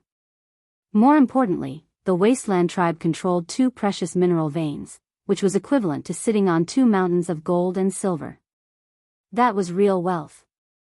It was precisely because the 2 mineral veins had fallen into Hopu's hands that he was so generous to give all the resources he had plundered to Lengshichi. Lengshichi did not hesitate and reached out to take them. He needed a lot of system coins to cultivate 2 pets and upgrade the mansion of the dead. From time to time, he had to buy something in the mall, so he would never complain about having too many resources. Seeing Lengshichi accept them, Hopu was also happy. He patted his chest and said, "Mr. Liu, I, Hopu, have always been a man of my word. After I tidy up here, I'll help you kill the Dark Thunder Guards." Lengshichi shook his head and said with a smile, "The Dark Thunder Guards are not easy to kill. If we really kill them openly, I'm afraid the Thunderfire dynasty will take action. At that time, we will all die without a burial place." "Well, that's true." Hopu scratched his head and said, "Mr. Liu must have his own plans. Tell me, what do you want me to do?" Lengshichi smiled coldly, "Chief Hopu, I remember that the Wilderness tribe originally had a mineral vein that produced ore called Star Stone. Yes, although this ore is not very precious, it is very adaptable and very suitable for refining weapons. Our Huangshuan tribe relied on this mine to survive until now. Mr. Liu mentioned the Star Stone vein because you want it?" Speaking of this, Hopu was still somewhat vigilant. After all, the Star Stone vein was the foundation of his foundation. He could not afford to lose it. Lengshichi instantly saw through Hopu's thoughts. He said, "Chief Hopu, don't worry. I just want to use the Star Stone vein to lure the Dark Thunder Guards here." "Lure them here?" "Yes." Lengshichi nodded and said, "If I'm not wrong, Chief Hopu must have handed over a lot of ore to the Dark Thunder Guards every year." At the mention of this, Hopu immediately said angrily, "That Li Zhongtao is really a bastard. He wants us to hand over 30% of the Star Stone vein's production every year. Mr. Liu, do you know how many of our brothers die because of mining every year? Those are the ores we exchanged with our lives for, and Li Zhongtao wants to take away 30% with just a touch of his mouth. But if we don't give it to him, he'll come and seal the Star Stone vein, and then we won't even get a single ore. Alas, our Wilderness tribe has no other source of wealth other than the Star Stone vein."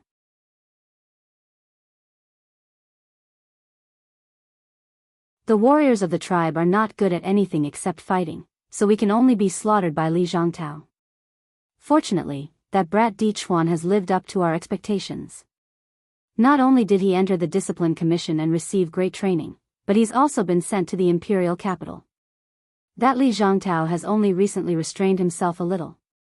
After listening to these words, most of them were within Lengshichi's expectations, but he still had a doubt, so he asked, "Chief Hopu, why do people die while mining?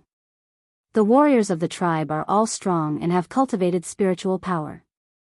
It's reasonable to say that there shouldn't be any deaths." Hopu also smiled bitterly. To be honest, this Star Stone vein has been mined in the hands of the Wilderness tribe for hundreds of years. Before that, we don't know how long it has been mined. In fact, there aren't many ores left. If you want to mine, you have to go thousands of feet deep into the cave. But there's something strange down there. From time to time, some strange light will emit. Anyone who touches it will either die or be injured. I've also gone down to take a look myself, but I didn't find any clues. Those lights appear without warning, and there's no pattern at all. So, even if the people sent to mine are all elites, it's inevitable that there will be casualties. Hearing this, Ling Shiqi was even more certain of one thing. That was, a secret treasure of the Star Tribe must be under the Star Stone vein.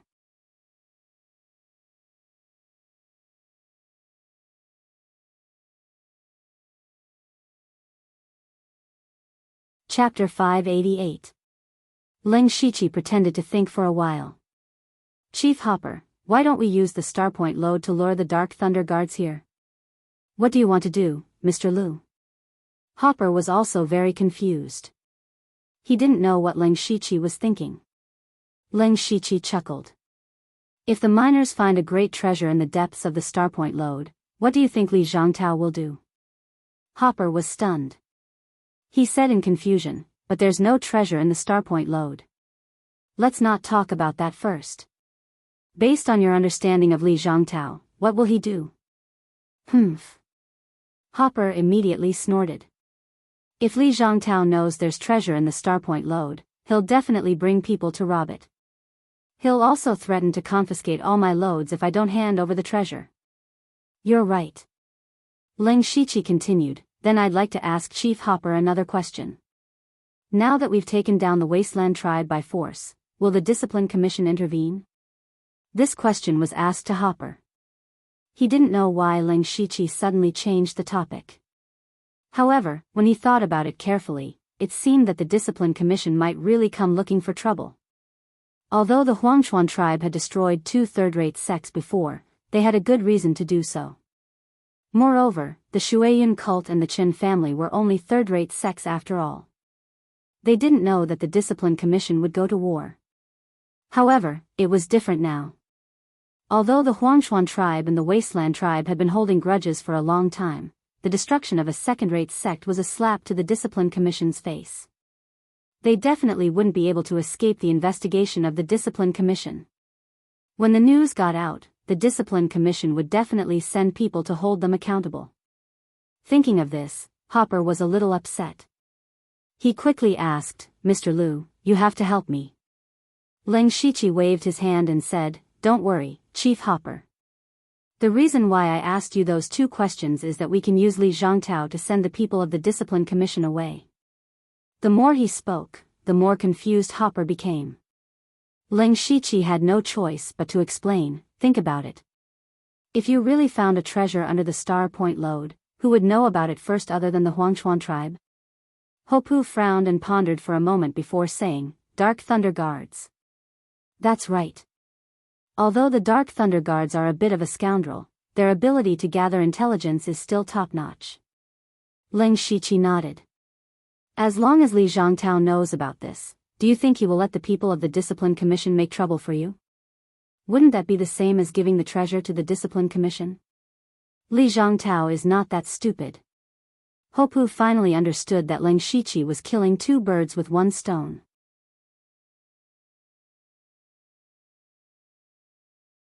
Not only could he attract Li Anlei's guards, but he could also prevent the people of the Discipline Commission from causing trouble.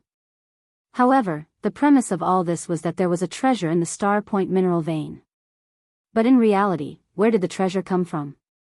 Hee, it's still up to us whether there is a treasure or not. Ling Shiqi chuckled. I will go down the Star Point mineral vein and deliberately make some noise. The miners will, accidentally, find the treasure inside. Then, Leader Hopu, you just need to cooperate with me to put on a show. Hopu's eyes lit up when he heard this. Okay, Mr. Lu, please arrange it.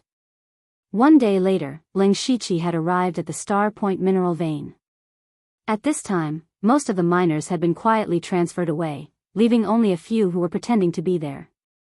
Ling Shiqi soon landed in the deepest part of the Star Point mineral vein. He opened his supercilious eyes and found that his vision was blocked more than 10 miles below. It must be a high-level array that could block the supercilious eyes. Ling Shiqi's body immediately sank into the ground. He was able to move freely underground. Soon, he arrived in front of a complicated array. Seeing that the array was very similar to the one in the Zhuge family, it seemed that it was indeed the work of the star tribe. As soon as he appeared, dozens of starlights shot toward him. He could feel the terrible aura of destruction from those starlights. Under normal circumstances, it would be difficult for him to resist with his current strength.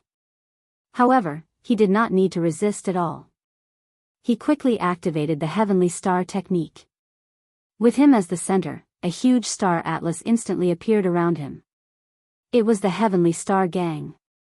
The power of the Heavenly Star Gang was even stronger than the Golden Dragon Flame Gang. However, he never dared to use it in front of others. Because if someone recognized it, he would be hunted down by the whole continent. At this time, as soon as the Star Atlas appeared, the starlights that shot toward him suddenly dissipated. The array in front of him also slowly rotated, and a door appeared in front of him. There was no pattern on the door, only a star that shone with a bloody light. Ling Shiqi walked to the door, stretched out his index finger, and forced a drop of blood essence from his fingertip. When the blood flew into the crimson star, the star immediately twisted, and even the door kept twisting. It was as if the space was distorted. Immediately, the bloody star suddenly disappeared and was replaced by a narrow opening that could only allow one person to enter. Ling Shiqi withdrew the Heavenly Star Gang and walked into the opening. When he entered, the outside returned to normal. The first thing that Ling Shiqi saw was a huge, lofty palace. The whole palace was dotted with stars, as if it was formed by countless stars. There was a dark blue road between him and the palace.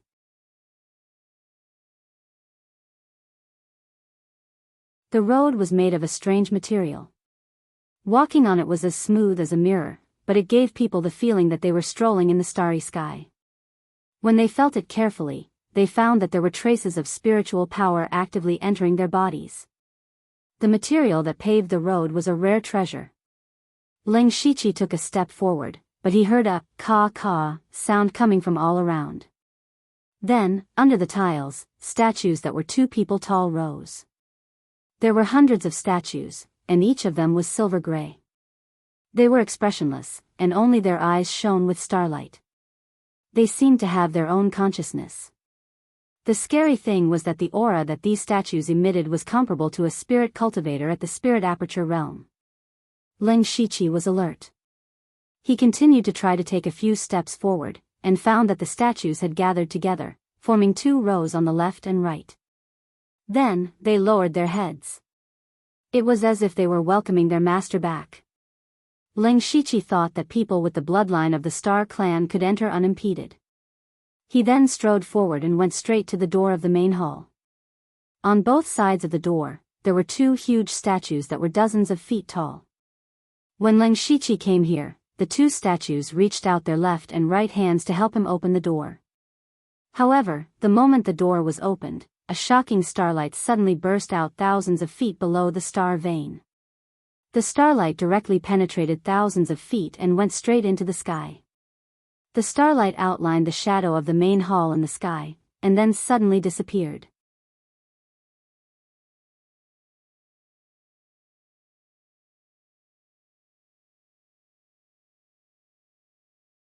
Chapter 589.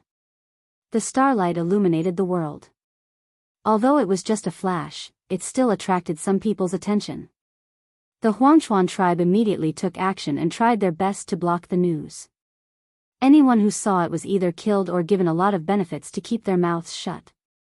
However, this news was still leaked out. At this moment, in Ningyang County's Dark Thunder Manor, Li Zhongtao was furious. Because 3 days had passed and he still hadn't found any trace of Ling Shiqi. It was as if this person had suddenly disappeared without a trace. Not only Ling Shiqi, but the 2 people he brought with him were also the same. Trash, a bunch of trash. Li Zhongtao scolded the few senior supervisors under his command. How could you just watch 3 living people disappear right in front of your eyes? Who are you? You are the Dark Thunder Guards. You can't even find traces of 3 people. What else can you do? Do you still deserve to be the Dark Thunder Guards? Li Zhongtao was anxious. Ling Shiqi had been in Ningyang County for several days, but he couldn't find any trace of Ling Shiqi. It was even more impossible for him to know what Ling Shiqi was doing. Why did Ling Shiqi come to Ningyang County? He was here to seize power. Since he was here to seize power, of course he couldn't just hide. Li Zhongtao thought that Ling Shiqi must be hiding in the dark and planning something. As the saying goes, it's easier to dodge an open spear than an arrow in the dark. Li Zhongtao was now in the dark. He didn't know when Ling Shiqi would make a move, and he didn't know what methods Ling Shiqi would use. Therefore, he was really anxious. He no longer had the confidence that he had on the first day that he had everything under control. The 4 inspectors, including Lin Jigui, all kept their mouths shut. They didn't even dare to breathe. They had indeed messed up this matter and deserved to be scolded. But they couldn't really be blamed. Ling Shiqi and the other 2 people's cultivations were too high. To be honest, only the 4 inspectors and Li Zhongtao himself could keep up with their speed. But they couldn't possibly do it themselves. But other than them, it was impossible for their subordinates to track down Ling Shiqi and the other 2. Lin Jigui and the other 3 were well aware of this, but none of them dared to say it out loud. If anyone said it out loud, it was very likely that they would be sent by Li Zhongtao to find the whereabouts of Ling Shiqi. This was a tough job, and no one was willing to do it. Therefore, they obediently waited for Li Zhongtao to finish scolding and cool down. Lin Jigui then took the opportunity to change the topic. Sir Li, I heard that the Huangchuan tribe has made a lot of movements in the past 2 days. They even destroyed the Wasteland tribe. How could Li Zhongtao not see through Lin Jigui's thoughts? But he still said, I know about this.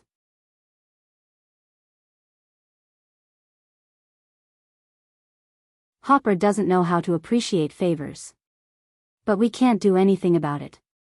The people of the Discipline Commission will look for him. On the other hand, Lin Jigui chuckled and said mysteriously, Sir, actually, your humble servant has also found a piece of shocking good news. Don't keep me in suspense. If you have something to say, just say it, Li Zhongtao said impatiently. Lin Jigui lowered his voice and said, Your humble servant has just received a report that the Starpoint mine of the Huangchuan tribe shone with starlight yesterday. It seems that a rare treasure has appeared. Oh. The Huangchuan tribe again? Recently, Li Zhongtao had often heard news about this tribe. This was too strange. There must be something fishy about this. The recent series of movements of the Huangchuan tribe must be fishy. Could it be that all of this had something to do with this so-called rare treasure? Li Zhongtao asked, Tell me the details. As soon as he asked, Lin Jigui secretly breathed a sigh of relief. He had finally succeeded in changing the topic. He hurriedly said, It's strange. There were no signs of the Starpoint mine. Right after Hopper attacked the Wasteland tribe, a mysterious starlight suddenly erupted. After that, Hopper even sealed off the news. But there's no secret in front of my Dark Thunder guards. My spies still found out. It said that there's a treasure hidden thousands of feet deep in the Starpoint mine. Really? Li Zhongtao revealed an expression of interest when he heard this. It wasn't rare for there to be a rare treasure beneath the Starpoint mine. For example, the Wasteland gem that the Wasteland tribe was so proud of was dug out from the depths of the Starpoint mine. There's definitely a treasure, but I can't say for sure what kind of treasure it is. Lin Jigui didn't give a definite answer.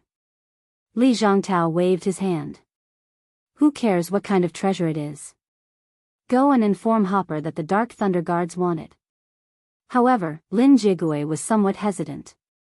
Your Excellency, there's something that I don't know if I should say. Enough, hurry up and say it.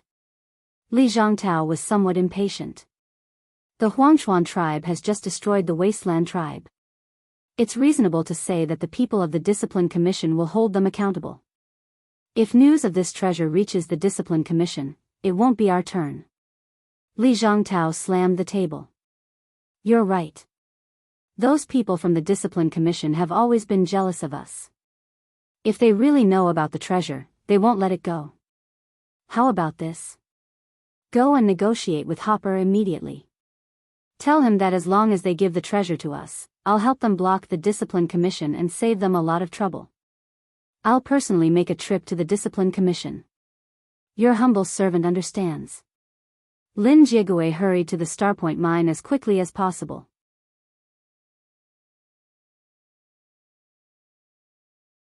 When he arrived, he saw Hopper personally standing guard here.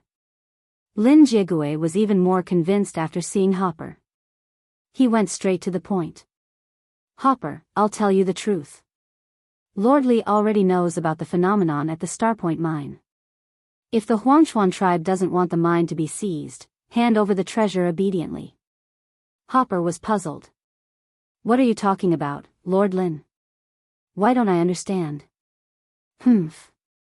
Stop pretending. Lin Jiegui sneered. In the Thunderflame dynasty, who can compare to the Dark Thunder Guards in terms of intelligence? Do you think you're foolproof just because you shut some people's mouths? You're underestimating the Dark Thunder Guards too much. Hopper's expression changed.